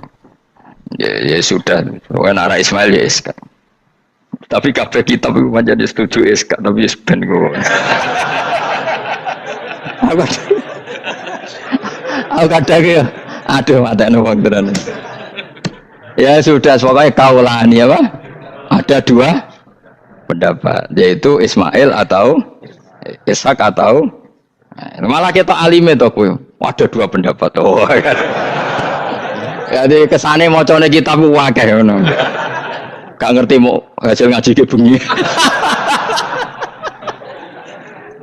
Aduh matane wong, guys. Sabar. Ismail wis ya. Sekawe Ismail. Soale mele sengguri. Wa tarakna alaihi fil akhirin salamun ala Ibrahim. Nah, kemudian Allah menitahkan Ibrahim pasti kamu dikenang secara baik. Maksudnya tadi tiga agama semuanya mengklaim Ibrahim itu bagian dari itu. Jadi semua agama mengakui siapa? Ibrahim. Lah yo mbok gedhinge koyo ngono kersane pangeran panjenengan Ibrahim diakui tiga agama kan yo repot. Nah iya kowe ra cocok Ibrahim diklaim Yahudi, diklaim Nasrani, tapi kersane Allah Ibrahim itu orang atau sosok yang dipuji tiga agama. Ya wis kersane pangeran. Ini jelas kalau bersaksi betul di Hebron itu ada makam Ibrahim, Ishak, Yakub. Yakub karena nama lainnya adalah Israel, total di sinagog.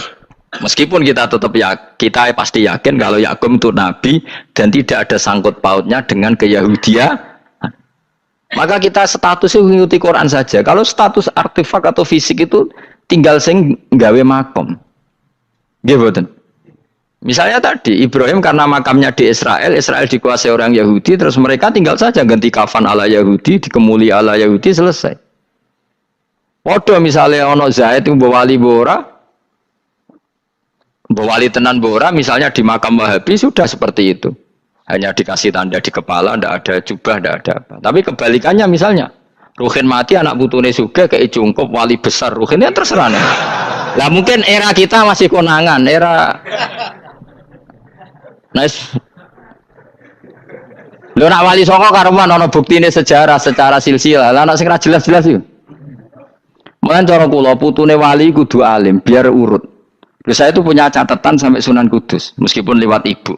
Lewat nasab ibu. Tapi supaya penting. Pentingnya tadi, saya masih punya kitab milik buyut saya ke-7 ke-8. Itu berapa coba? Berapa orang itu? Itu setiap saya buka itu langsung putus saking lamanya kitab itu. Sehingga saya tahu itu tradisi nenek moyang saya. Enggak mungkin nenek moyang saya seneng keris, seneng jimat. Nyatanya yang goni lemari ini mau ana kitab. Mbon ane goni manane keris kan. Artinya ini penting. Ibrahim juga gitu. Ibrahim itu ngendikan dengan anak putune tinggalanku ya Ka'bah iki, sucikan Ka'bah dari kemusyrikan. Antohiro bidali ta'ifina wal akifina war rukais sujud. Sehingga orang ingat Ka'bah itu ingat apa? Dipakai kiblatul musallin. Kiblatnya orang sholat. Lalu orang sholat itu orientasinya apa? Adalah tauhid. Berarti Ka'bah didesain untuk kiblatnya para ahli tauhid.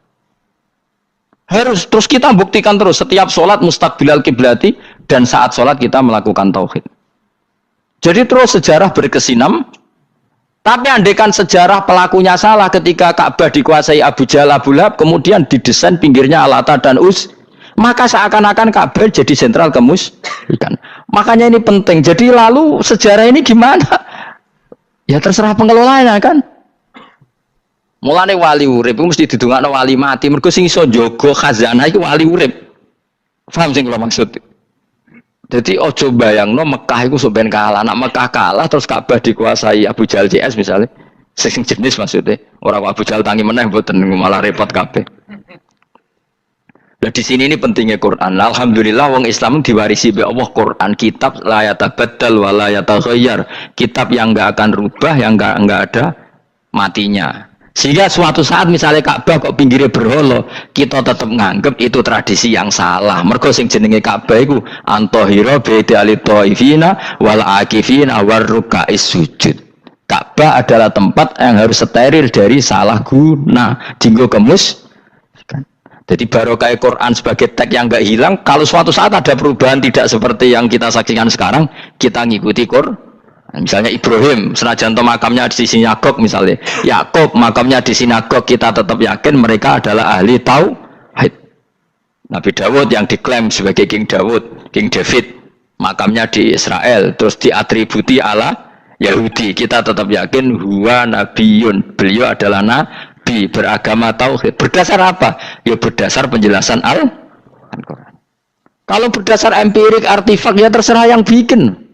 Dan ini ya.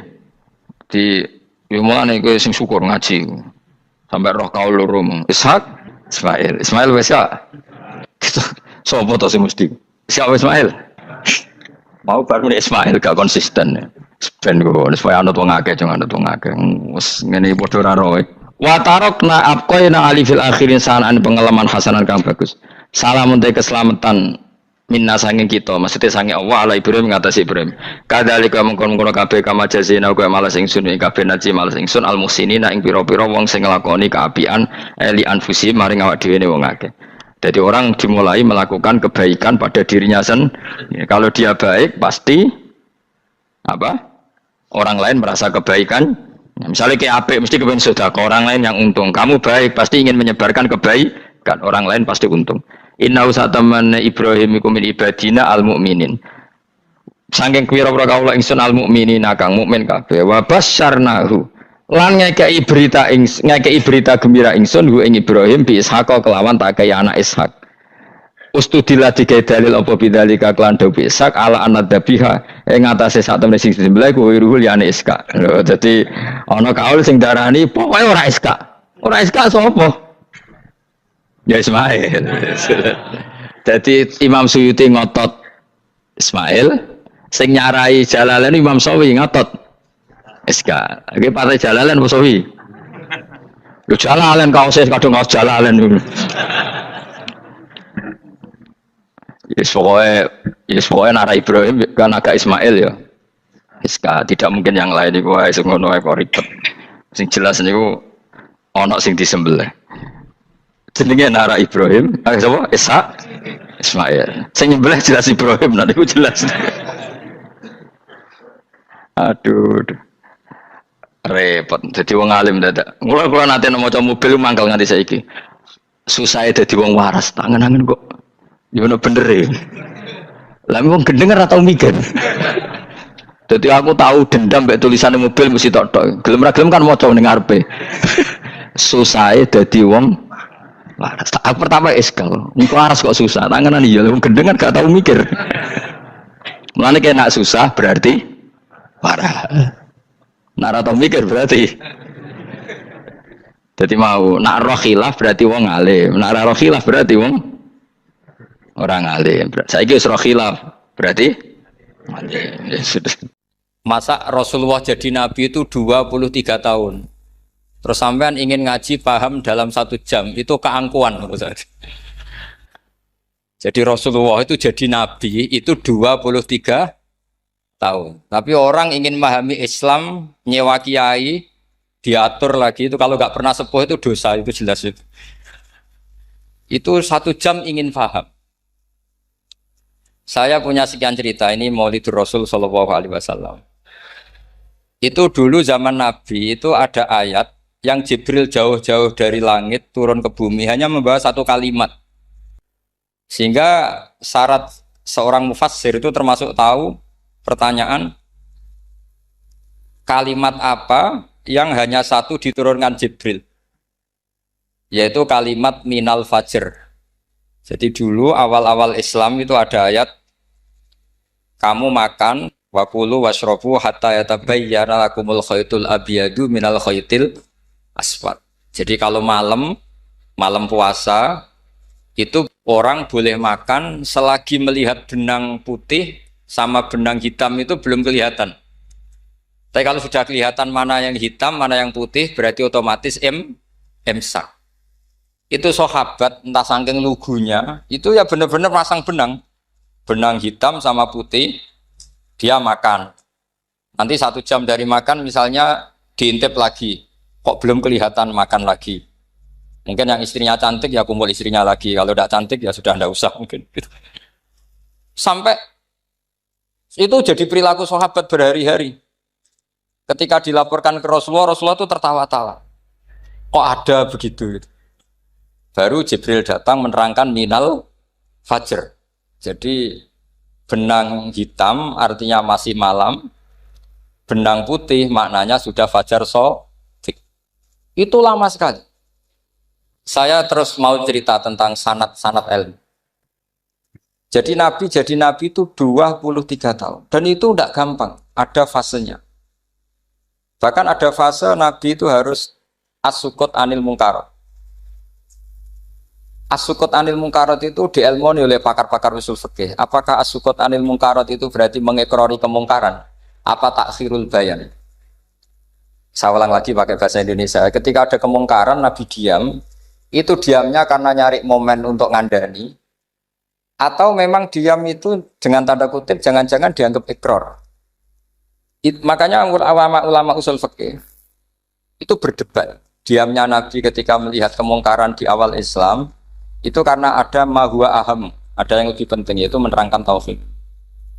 Atau takut itu menjadi satu momok bagi mereka karena Nabi dianggap coro Jawa itu dianggap kecangkeman, sidik-sidik ngeloroi. Nah, perdebatan ulama dalam seperti ini itu penting sekali karena nanti menjadi satu rumus ilmu. Saya berkali-kali berpikir gini, misalnya Anda punya keponakan atau punya anak pacaran. Ada Pak D yang keras sekali, mesti marah. Itu nanti ponakannya nggak sempat dikandani karena main saja nggak berani, mesti Pak D itu marah. Karena ini Islam garis keras atau garis lurus atau apa nggak tahu. Pokoknya punya garis. Terus ada kelompok Islam yang nggak punya garis, ya nggak punya karakter. Ponakannya pacaran ya santai, malah kenalan pacare ponakannya. Cantik kuliahnya podo. Sehingga ponakannya merasa terjustifikasi. Berarti pacaran nggak apa-apa, wong paman saya nggak marah. Natijahnya pasti sama. Yang terlalu mudahanah, yang terlalu baik, hasilnya tidak didik sama sekali. Karena seakan-akan mengakui bahwa itu tidak apa-apa. Yang keras sekali hasilnya juga sama, nggak didik sama sekali karena dolan we rawani, kapan didiknya? Nah kira-kira seperti itu. Yang nggak mau berteman sama orang-orang maksiat juga hasilnya sama, meskipun atas nama kebenaran. Aku mau kancanan orang maksiat, ngotori. Hasilnya sama, nggak mau mendidik. Tapi yang mau ngancani juga bahaya kalau terlalu keseringan karena jute aku kenal kiai iki ratu diloroi, berarti gak popo kan gitu. Nah ini PR besar dalam umat Rasulullah Shallallahu Alaihi Wasallam. Tadi saya diceritani Mbah Jamal berjuangnya di sini, nata dari kampung yang macam-macam menjadi kampung baik. Dulu saya Duki di Lasem ya gitu. Mbah Mun dulu ya sarang dihimpit 2 kampung yang masalah. Tapi lama-lama terus jadi kampung yang baik lewat tarbiyah, lewat biasa. Maka ketika kemungkaran kita biarkan, itu namanya apa? Namanya itu kalau dalam usul fikih itu takhirul bayan. Apa? Mengundurkan memberi apa? Penjelasan. Karena sekali tidak dengan definisi ini nanti takutnya dianggap al-iqrar alal mungkar, dianggap ngakui kemungkaran. Nah, saya termasuk orang yang sangat usuli ya, sangat memahami Quran, hadis itu cara disiplin ilmu usul fikih. Nah, kenapa itu satu keharusan begini logikanya? Saya ulang lagi, Nabi jadi Nabi itu 23 apa? Itu yang menyokong beliau jadi Nabi itu orang Nasrani dan orang Yahudi. Karena itu satu-satunya perangkat yang harus dipakai. NU belum ada, sama nggak usah GR bela Nabi, NU pas itu belum ada. Maulid Nabi itu yang kangelan itu Abu Lahab, bukan pengurus NU. Sampai sekarang dalil Maulid itu masih pakai Abu Lahab. Jadi ini ya NU itu termasuk organisasi yang luar biasa. Abu Lahab itu jadi dalil. Jadi Abu Lahab dengar kalau iparnya Abu Lahab itu iparnya Aminah, iparnya Sayyidah siapa? Dengar Aminah lahir nggak punya suami, saking senengnya candalemnya beliau, itu dimerdekakan. Ya setidaknya untuk hari Senin tak sebut beliau loh, karena pas soleh. Nanti Selasa Rabu sudah. Itu dimerdekakan. Saya yang kiai kecil saja nggak bayangkan kalau pagi-pagi tidak punya anak dalam yang bikin kopi siapa, yang mencucikan siapa, yang nyapu rumah. Tapi Abu Lahab saking senengnya punya ponakan itu dikasihkan. Sudah Suwaibah kamu pakai saja. Sudah biar melayani kamu, ngurusin kamu. Jadi saya bayangkan hari itu Abu Lahab itu mungkin bikin kopi sendiri, nyapu sendiri demi. Nah itu sama Allah dikenang sehingga yukhaffafu anhul adzabu yaumal isnan itu masyhur. Idza kana hadza kafiron jaa dhammuhu bi tabbat yadahu fil jahimi muhal lada ata annahu fi yaumil isnaini daiman yukhaffafu anhu lisururi bi mada famadzannu bil abdil ladzi kana umruhu bi ahmada masruran wa mata muwahhidan. Ini Abu Lahab yang kafir, hormat Maulidur Rasul saja dapat takhfiful adab, apalagi yang mukmin. Jadi itu satu-satunya dalil Maulid, itu dalilnya Abu Lahab. Ya makanya terus kita itu dibully sama kelompok sebelah, dalil kok Abu Lahab. Tapi saya pastikan awal Islam itu yang menjadi perangkat nubuah itu hanya Yahudi dan Nasrani. Karena yang lainnya nggak tahu Nabi itu apa. Saya beri sedikit cerita, Nabi itu umur, anggap saja kita ikut kaul yang 12 tahun saja. Sebetulnya ada beberapa perdebatan, ada yang bilang 9, ada yang bilang 12. Tapi yang debat tidak usah didengerin, sama-sama nggak tahu kok ngotot. Kadang orang debat ya lucu, sama-sama nggak tahu kok ngotot. Anggap saja 12. Nabi datang ke Syam. Syam itu ya sekitar Syria, Lebanon, Palestina itu Syam. Itu pertama yang tahu kalau beliau Nabi itu ya rohib. Rohib itu terjemahnya ya pendeta. Rohib, Bukhaira, nemuin Abu Thalib. Itu siapa? Ini anak saya. Terus ditanya lagi, ini siapa? Ini anak saya. Sampai 3 kali. Terus sampai Abu Thalib itu agak tersinggung. Memangnya masalahnya apa kalau dia anak saya? Terserah Ibu Bukhairah bilang gini, semua alamat Nabi pada anak ini itu ada semua, kecuali kecelakaannya satu, anak kamu. Loh memangnya masalahnya apa? Karena alamatnya Nabi di Taurat dan Injil itu yatim, sementara ini punya bapak kamu, ini masalah. Jadi dilihat macanya sudah memenuhi kriteria, semua memenuhi kriteria, kecuali satu, karena punya bapak Abu. Akhirnya Abu Thalib ngaku, ndak ini anak saya, ponakan saya. Akhirnya diketahui kalau ini benar-benar calon Nabi. Pertama yang tahu siapa? Pendeta. Karena yang punya khazanah kitab samawi itu ya para orang Nasrani dan Yahudi. Sehingga Al-Quran meskipun pada akhirnya ngeritik Yahudi Nasrani, carakan Yahudi dan Nasrani. Karena satu-satunya yang masih punya kitab samawi itu Yahudi dan Nasrani. Meskipun sebagiannya sudah dirubah-rubah. Alamat pertama itu seperti yang diceritakan di berjanji afi ainaihikum, matanya dilihat. Terus perlakuan pohon. Saya pernah di pohon itu, pohon nubuah. Itu umurnya ribuan tahun.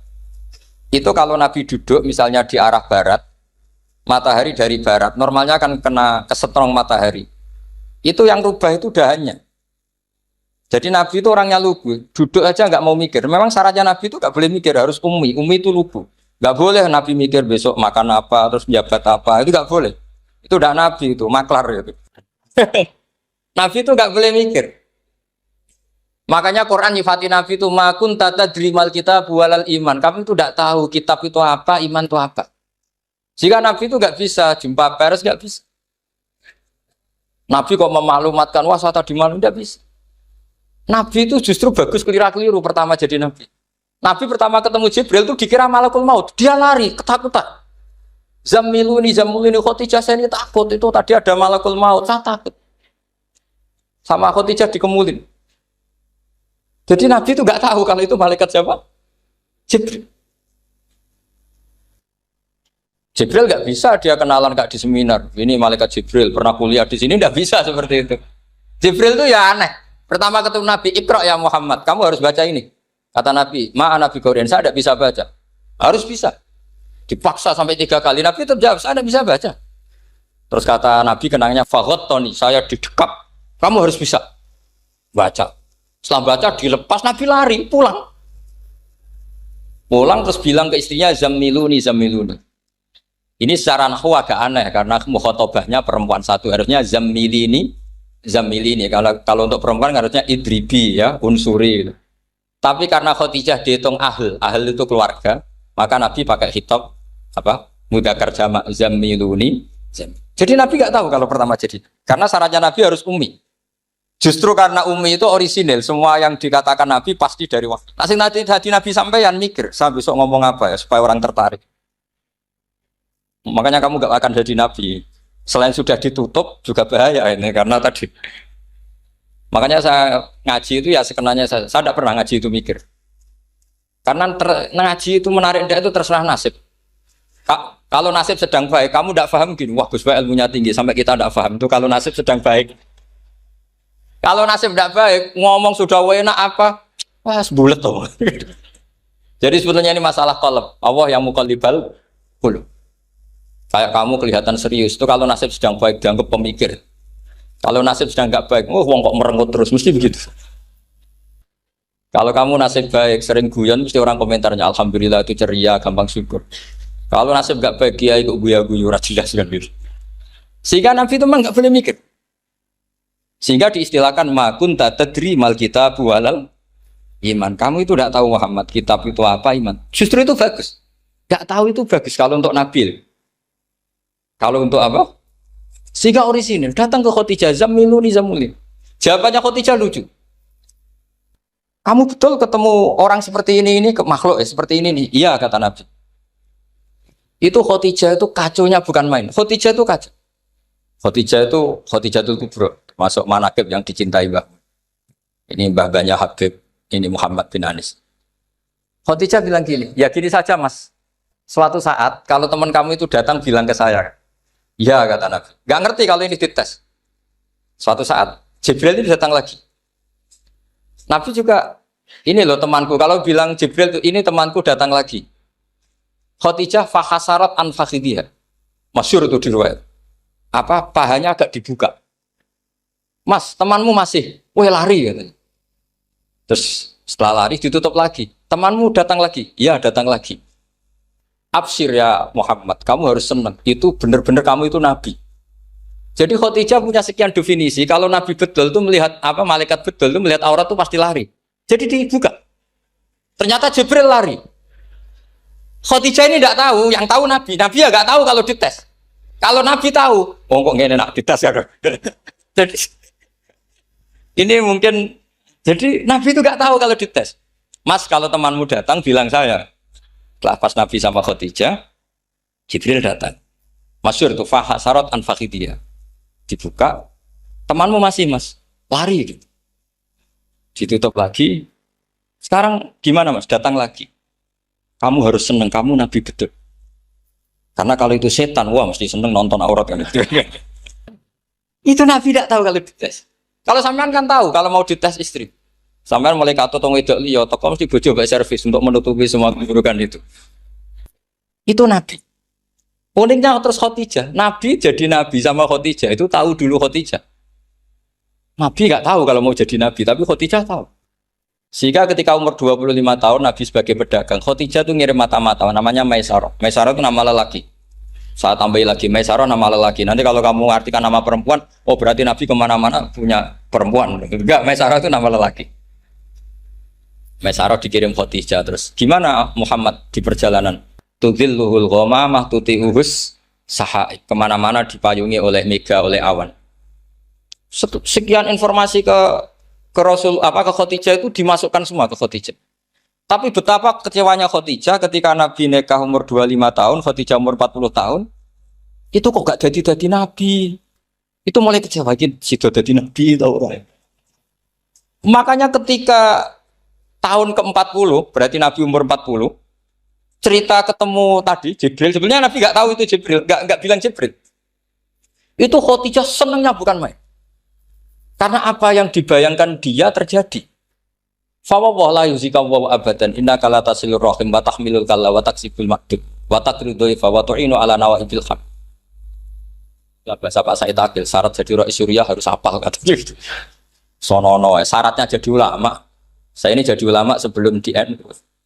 Banyak kata Mbak Mun dulu guyon kiai ono loro, ono kiai sing ning NU, berarti kiai sik lagi ning NU. Ono sing kiai NU nak gak pengurus NU ada di kiai gitu kan.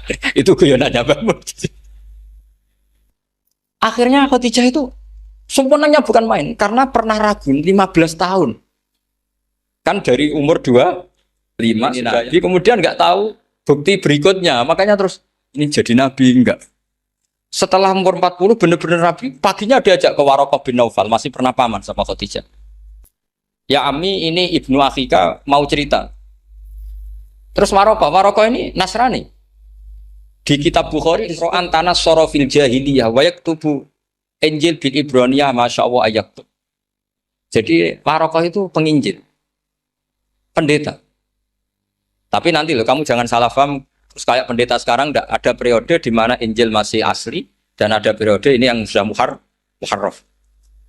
Itu kan dia itu lafaznya ulama sudah. Akhirnya Waraqah tanya, kamu ngomong saja ya Ibnu Akhi, manggilnya seperti itu. Akhirnya Nabi cerita ketemu Jibril, sebenarnya beliau nggak tahu itu Jibril cerita. Terus kata Waraqah, hadan namus alladzi ja'a bi Musa. Masih pakai bahasa namus, hadan namus alladzi ja'a bi Musa. Itu namus semacam malaikat yang mendatangi Musa. Terus uniknya Waraqah bilang gini, wa iyudrikni yaumukan ansuruka nasron mu'azzar. Andaikan saya menemukan hari ketika kamu jadi nabi, akan saya bilang mati-matian. Kapan itu paman? Khina yusrijuka kaumu, ketika kamu diusir oleh kaum kamu. Nabi sebagai orang baik, makanya GR jadi orang baik itu ya boleh. Nabi sebagai orang baik itu tanya, awamu khrijiyahum. Kalau kiai mana nih awamu khrijiyah ono ta iku wong sing ngetono ingsun hum utai kaumi. Masa saya nanti diusir kaum saya? Saya ini termasuk keluarga terhormat. Perilaku saya baik. Masa saya nanti diusir? Terus kata Waraqah, tidak ada seorang pun yang jadi nabi kecuali nanti ngalami diusir. Jadi yang tahu mau diusir itu ya Waraqah. Nabi malah tanya, masa saya nanti diusir? Karena tadi syaratnya Nabi harus ummi. Ummi itu keibu-ibuan. Jadi nggak tahu. Tapi nggak tahu di Nabi itu sifatu madkhin, sifat pujian, bukan sifatu naqsin, sifat apa? Kekurangan. Akhirnya Nabi mulai sadar, wah jadi Nabi tenan kan gitu. Jadi saya ini termasuk orang yang sangat-sangat susah ketika orang ingin belajar Islam itu instan. Dulu Nabi jadi Nabi itu 23 tahun. Itu untuk menemukan teori masbuk, tidak nyalip imam, itu Nabi juga lama. Jadi dulu sahabat itu kayak anak-anak kecil zaman saya kecil itu kalau imam sudah rokaat ketiga atau rokaat keempat itu kalau orang-orang desa kan langsung takbir terus dia sholat sampai 3 rokaat nyalip siapa? Imam. Nanti di rokaat keempat baru sama imam salam dia ikut salam. Itu hebat betul. Itu sama sekali nggak salah. Kalau ditanya, lo kok ikut salam? Kan sudah sama-sama 4 rokaat karena imamnya dia apa? Disalib, jadi dia takbir terus tahu imamnya rokaat ketiga atau keempat terus nyalip sampai ke rokaat yang sama nanti salamnya bareng-bareng imam. Itu dulu sahabat ya gitu, kalau Rasulullah sudah di rokaat keempat atau ketiga langsung mereka takbir Allahu Akbar nyalip, setelah nyalip menyamakan dengan Rasulullah salam juga ikut salam. Jadi itu dulu lama sekali prosesnya sampai ada satu peristiwa Mu'ad bin Jabal datang. Kemudian Nabi sudah sholat, berarti masbuk kalau dalam bahasa fikih. Mu'ad langsung ikuti Nabi, setelah Nabi salam baru Mu'ad menambahkan jumlah rakaat yang tertinggal. Terus semenjak itu jadi sunnah Jadi sunnatan mutaba'ah kalau masbuk ikut imam, kemudian hanya menambahkan rokaat yang apa? Itu 23 tahun. Jadi saya ngisi 20 menit yang nggak paham, 2 jam yang nggak paham, 3 jam yang nggak mungkin paham. Daripada gitu ya 20 menit saja. Ya itu betul, karena saya tidak punya kemampuan untuk itu. Saya masih ingat, saya ngaji umum pertama itu di hallnya abahnya Pak Hamid Pasuruan di Lasem. Kedua di Pak Hamid Pasuruan kemarin. Terus tadi di Kiai Robah Maksum, itu ajudannya 3 kali ke saya tidak mau. Kiai Robah datang sendiri, sudah sepuh dituntun. Saya ini agak-agak soleh lah, kalau sama orang sepuh itu pengapesan. Masih ingat lah aturan mainnya, laisa minna walam yarham saghirona wa yuwaqqir haqqa kabirina. Tapi yang sepuh betul kayak Mbah Jamal itu sepuh betul. Ada sepuh gaya-gayanan tidak mau. Karena memang Mbah Jamal itu besanan sama saya, Mbah Sahal itu misanan saya, misanannya Mbah saya. Terus dapat Mbah Nafisa ya, keluarga sini. Saya teruskan, kalau Mbah Robah itu faktornya sanad. Robah bin Maksum, Maksum ini muridnya Mbah siapa itu? Fakih, Mas Kumambang. Mbah Zubair dulu ya ngajinya sama Mbah Fakih apa? Mas Kumambang. Kemarin seminggu yang lalu saya di Pondok Termas ya, faktornya sepuh. Karena sanad saya Mbah Mun, Mbah Zubair, Kiai Fakih Mas Kumambang, kemudian Mbah Mahfud apa Termas. Maka berjanji itu kitab yang masalah madaih itu bagus secara tarik. Jadi kita madaih itu beda-beda. Ada yang kayak Habib Ali. Habib Ali itu lebih ke isek itu berontok. Jika saya suka baca Simtud Duror itu kalau pas isek, pas berontok. Berontok itu ya pas kangen Nabi, biasanya saya wudhu terus baca Simtud Duror itu pas isek. Tapi kalau saya ingin baca sejarah suka berjanji. Kalau Habib Ali jelas isek. Yang duriannya sekarang di Solo termasuk Habib Muhammad bin Husain bin Anis bin Alwi bin Ali yang punya Simtud Duror. Jika kalau beliau baca sholawat ya sholatan yattasilu biha ruhul musalli alaihi. Fayam basitu fi qalbi sirunu rita'aluki bi wa hubbi. Fayuktabu biha bi inayatillahi nabu fi hisbi. Kalau berjanji enggak? Dia tahu problem utama Nabi itu nasabnya karena beliau orang Quraisy, orang jahiliyah yang dikira enggak punya darahnya Nabi Ibrahim. Maka beliau pertama ngarang diantaranya wa ba'du fa'aqul huwa Muhammad bin Abdullah bin Abdul Muttalib wasmuhu Syaibatul Hamdi Khumitat Khisalusaniyah. Saya pastikan Muhammad cucunya Abdul Muttalib. Dia yang punya pintu yang mau masuk ke Ka'bah namanya Babu Bani Syaibah. Itu nama lain dari Abdul Muttalib. Terus diteruskan. Abdul Muttalib bin Hasyim terus sampai wa adnanu bila raibin itadzawil ulubin nasabiyah ila dabihi Ismail nisbatuhu wa muntah. Karena berjanji ingin ngomong, ingin memaklumatkan ini Muhammad. Kamu kira orang mana? Beliau adalah turunan Ibrahim. Kayak apa alimnya yang ngarang berjanji? Ya, saya berkali-kali ngomong di mana-mana. Lah berjanji itu nasibnya kurang baik. Dibaca bahasa Arab, yang baca nggak paham, yang dengar nggak paham. Akhirnya kubu sebelah dianggap baca mantra. Nah, terus dihukumi bid'ah kan? Coba kalau itu ditulis bahasa Indonesia. Nasab Muhammad. Dia punya bapak Abdullah, punya mbah Abdul Muttalib gini-gini.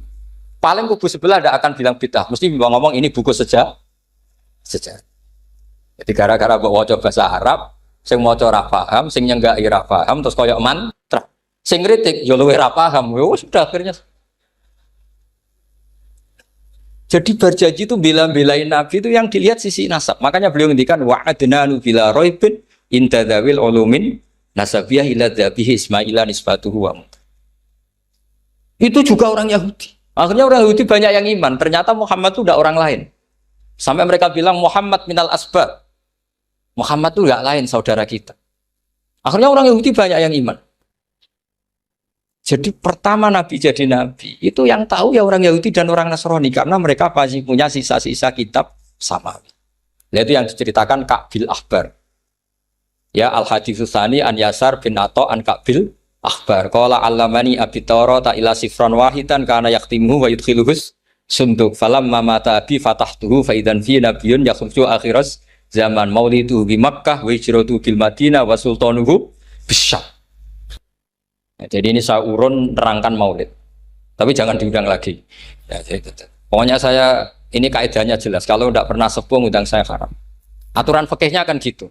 Kalah alim ngatur yang alim haram. Kalah tua ngatur sing tua haram. Tapi nak wong tua ngatur sing nom ana kemungkinan halal. Mereka ana kemungkinan sing nom ra nurut wong tua itu dosa. Makanya kalau saya dipanggil yang pernah sepuh, waduh cocok ra cocok ya samina wa ta'na. Karena Mbak Jamal ini abahnya Gus Rozin, bisanya basal. Terus saya pokoknya tak ingat saya pengajian umum tuh baru ke-7 ke 8. Semoga ya nanti sampai mati ya jumlahnya masih bisa terhitung. Tapi kalau ngaji rutin saya terus ngaji rutin. Saya pernah baca hikam di Jogja khatam. Kalau di pondok saya sudah nggak terhitung saya khatam berapa kitab nggak terhitung karena saya sering ngaji rutin. Sehingga Diba itu kitab kesayangan Habib Ali. Habib Ali sebelum ngarang Simtud Duror itu beliau nginduk kitab apa? Diba masyhur. Jadi saya ulang lagi ya, kalau Diba sama Berjanji lebih ke tarikh, kalau Habib Ali ke Isyak, semuanya baik. Saya baca Habib Ahmad Al-Habsyi Pasuruan pernah tak tanya, kenapa kalau Maulid baca 3-3-nya? Ben gak asobiah, Gus, ben keduman kabeh. Saya itu setengah hafal semua, 3-3-nya setengah hafal. Berjanji cerita, Al-Hadis Susah, Diba yang ini Diba, Al-Hadis Susani an Yasar bin Ato an Kabil Akbar. Kata Kabil Akbar, saya ngaji sama bapak itu, Taurat itu khatam. Tapi saya itu iskal itu janggal. Kenapa ada satu lempiran yang nggak diajarkan? Disimpan visunduk. Jadi orang Yahudi itu ada baiknya. Mestinya kalau mangkal kan dibakar supaya hilang jejak. Enggak. Karena Yahudi itu ada unsur nubuah. Karena babanya Yahuda bin Yakub bin Ishak bin Ibrahim. Tapi Yahudi yang orisinal ya. Saya berkali-kali ngaji bilang Israel itu kalimatu madkhin, pujian. Sehingga Israel disebut wa ani faddaltukum alal alam itu Israel yang bani karena ada gennya Nabi. Kalau Israel yang sekarang itu nation, sebuah negara. Mereka ada yang Zionis, ada yang turunan Eropa, Amerika, terus Islamofobia. Itu beda Israel yang negara dengan Israel yang bani. Kalau yang bani itu ada unsur gen para apa? Nabi, sehingga ya bani Israel. Tapi kalau Israel sekarang nama sebuah negara. Sehingga ketika Allah bilang ya bani Israel itu khitabnya pada penduduk Medina. Kenapa? Karena penduduk Medina zaman itu banyak yang keturunan Nabi Ibrahim alaihis salam. Jadi Israel di Quran itu bukan nama sebuah negara, nama sebuah turunan. Sehingga disebut ya Bani Israel, he anak turune Israel. Kita tahu Israel nama lain daripada Nabi Yakub. Yakub bin Ishak bin Ibrahim. Ya karena memang saya nekuni ilmu. Kalau tadi yang Banjari kan nekuni suara. Jadi suaranya bagus. Itu kalau nggak ditopang al-jamalul akli, logikanya juga bagus. Itu bahaya, nanti orang mau nyanyi tok. Nah ini tak bantu. Tadi ada al-jamalul sauti, kebaikan secara suara. Ini tak bantu al-jamalul akli, kebaikan secara makna. Ya mestinya keren al-jamalul akli, karena al-jamalul sauti itu penyanyi dangdut bisa. Jadi semua penyanyi bisa kalau suara bagus ya. Tapi kalau maknani Diba itu kalau tidak orang alim tidak bisa. Terus tuku terjemahannya tetap rapaham, rapakat itu. Saya teruskan. Falam mama tabi, orang Yahudi itu dia benci kok naskah itu tetap disimpan. Terus kata Kabil Akbar, falam mama tabi fatah tuhu, ketika bapak saya meninggal, kotak ini tak buka. Faidan fihi nabiyun yakhruju akhir zaman. Di situ ada keterangan bahkan akan ada nabi yang keluar akhirat. Mauliduhu bi Makkah wa hijratuhu bil Madinah wa sultanuhu bisyam. Kerajaannya itu di Syam. Bareng Kabil Akbar ini sebetulnya menangi Rasulullah SAW. Tapi dia nggak mau iman. Karena Nabi itu nggak lengkap menurut dia. Ini Muhammad sudah benar lahirnya di Mekah, wafatnya di Madinah. Tapi masih kurang satu, wa sultanuhu bisyam. Zaman itu Syria, Libanon, Palestina masih di bawah pasukan salib. Pasukan Nazaret. Sehingga dia mikir, katanya kerajaan Islam ada di Syam, ini kok Muhammad nggak jadi raja di Syam. Sehingga dia menunda imannya. Yu'akhiru Islam. Bareng era Sayyidina Umar, beliau bisa menaklukkan Baitul Maqdis. Terus dia iman. Makanya imannya Kabil Akbar itu era Sayyidina Umar, karena sudah masuk definisi ketiga wa sultanuhu bisyam. Kerajaannya Nabi ada di iman. Sekali iman langsung pinter deh. Wong sedurunge baca kitab Samawi banyak. Sehingga Sayyidina Umar kalau mau tanya kitab Samawi ya tanya Kabil Akbar. Karena beliau itu Nabi sudah benar maulidu bi Makkah wa hijratu bil Madinah wa sultanuhu Bisa. Rasulullah ketika wafat atau intaqala ila rafiqil a'la itu belum menangi Islam naklukkan mana Palestina. Tapi Nabi itu kasef. Nabi itu nak kasef itu ya lucu. Makanya kalau ada kiai lucu itu ya anggapnya niru Nabi. Nabi itu lucu. Ada sahabat itu gak pati ganteng, pendek gak pati ganteng. Namanya Surakoh. Itu digojlok sama Nabi. Surakoh, bagaimana kalau kamu suatu saat itu pakai tas itu apa? Mahkotanya Raja Syam, Raja Kaisar. Ya Surakoh ya dianggap Nabi guyon gitu aja. Nabi guyon aja itu. Singkat cerita, suatu saat Umar itu mengalahkan kerajaan itu. Kaisar itu dikalahkan Umar. Saking takutnya lari, mahkotanya itu jatuh. Jatuh disaksikan Surakoh. Terus ingat, dulu Nabi pernah ngendikan itu disuruh pakai saya. Akhirnya sama Surakoh dipakai. Ya tetap orang ganteng, orang ganteng. Padahal sudah pakai mahkota guys. Karena setelah dipakai, kata Umar, ikhla'ha. Itu dicopot. Mau saya pakai untuk Baitul Muslimin, untuk Baitul Mal. Kata Surakoh, bukankah Nabi ngendikan kalau ini yang pakai saya? Jawabnya Umar, innama yaqulu Rasulullah lital bisaha, walam yaqul litamlikaha. Kata Nabi hanya ngendikan kamu disuruh pakai, tapi tidak disuruh memiliki. Kayak apa Rasulullah kasefnya? Itu kata orang-orang yang pernah ke Turki. Saya belum pernah ke Turki, tapi saya hafal hadis sahih ini. Itu ditulis di masjid Turki itu. Lataf tahunnal Konstantinia. Kamu akan bisa mengalahkan pasukan Konstantinopel. Itu dikalahkan setelah 1000 sekian tahun dari wafatnya Nabi. Kayak apa kasefnya Nabi? Karena Nabi wa ma yantiqu anil hawa in huwa illa wahyu. Coba kalau Nabi kayak pengamat, ngomong apa yang kira-kira terjadi? Wah itu kan mesti keliru semua karena berdasar akal. Tapi kalau Nabi berdasar apa? Kasef. Kasef itu satu apa? Kenyataan yang dipertontonkan Allah Subhanahu wa taala. Terus kedua, alamat Nabi itu pakai sandi. Sandi itu sesuatu yang enggak jelas tapi menjadi jelas bagi ahlinya. Saya ulang lagi, sandi itu kayak sandi di militer itu. Atau sandi di KPK itu ada sandinya. Sandi itu ya kata sandi. Saya pernah diceritani Pak Busro Mukoddas ketika ketua KPK itu lucu. Wah sandinya koruptor saya tambah kacau Pak. Itu kalau bilang uang itu kalau yang kemarin rame kan apel Amerika sama apel Malang. Kalau apel Amerika berarti US apa? Dolar, kalau apel Malang berarti apa? Setelah KPK tahu sandinya diganti Ustadz. Jadi koruptor kalau mau korupsi ini pun temannya. Loh ini Ustadznya sudah siap loh, kamu gak ikut pengajian. Itu sempat penyadap KPK itu gak mau ngecek. Masa orang pengajian dicek? Ternyata ya gak ada acara pengajian. Ustadz itu maknanya uang. Koruptor saking ngerti itu disadap KPK itu sandinya gimana? Datang nggak ke sini, ini ustadznya sudah siap, ini ada pengajian. Hampir KPK itu nggak ngecek karena pengajian, ustadznya sudah siap. Setelah digerebek ternyata ustadz tuh sandi dari makna apa? Uang, gak kurang ajar itu ustadz katanya. Jadi kalau di sini ditangkap KPK berapa ustadz ini sudah? Ada Habibnya lagi, ada Habib Muhammad ini. Nah, Al-Farisi itu pemikir, dia orang Persia. Di mana-mana orang Persia itu pemikir. Persia itu kalau sekarang ikut Iran. Itu dia ngaji lama sekali sama pendeta-pendeta itu. Kebetulan dia punya pendeta yang belum muharraf atau belum muharraf. Kalau muharraf orangnya, kalau muharraf itu kitabnya atau bukunya. Setiap dia ngaji sama pendeta dikasih tahu.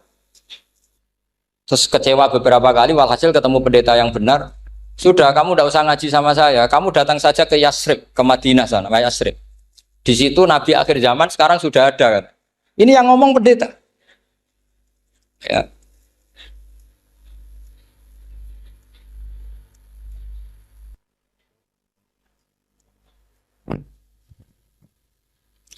Ya terus sandinya itu 3.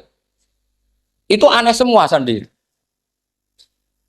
Sandinya pertama layak balus sodaqoh. Lalu saya tahu kalau itu Nabi gimana?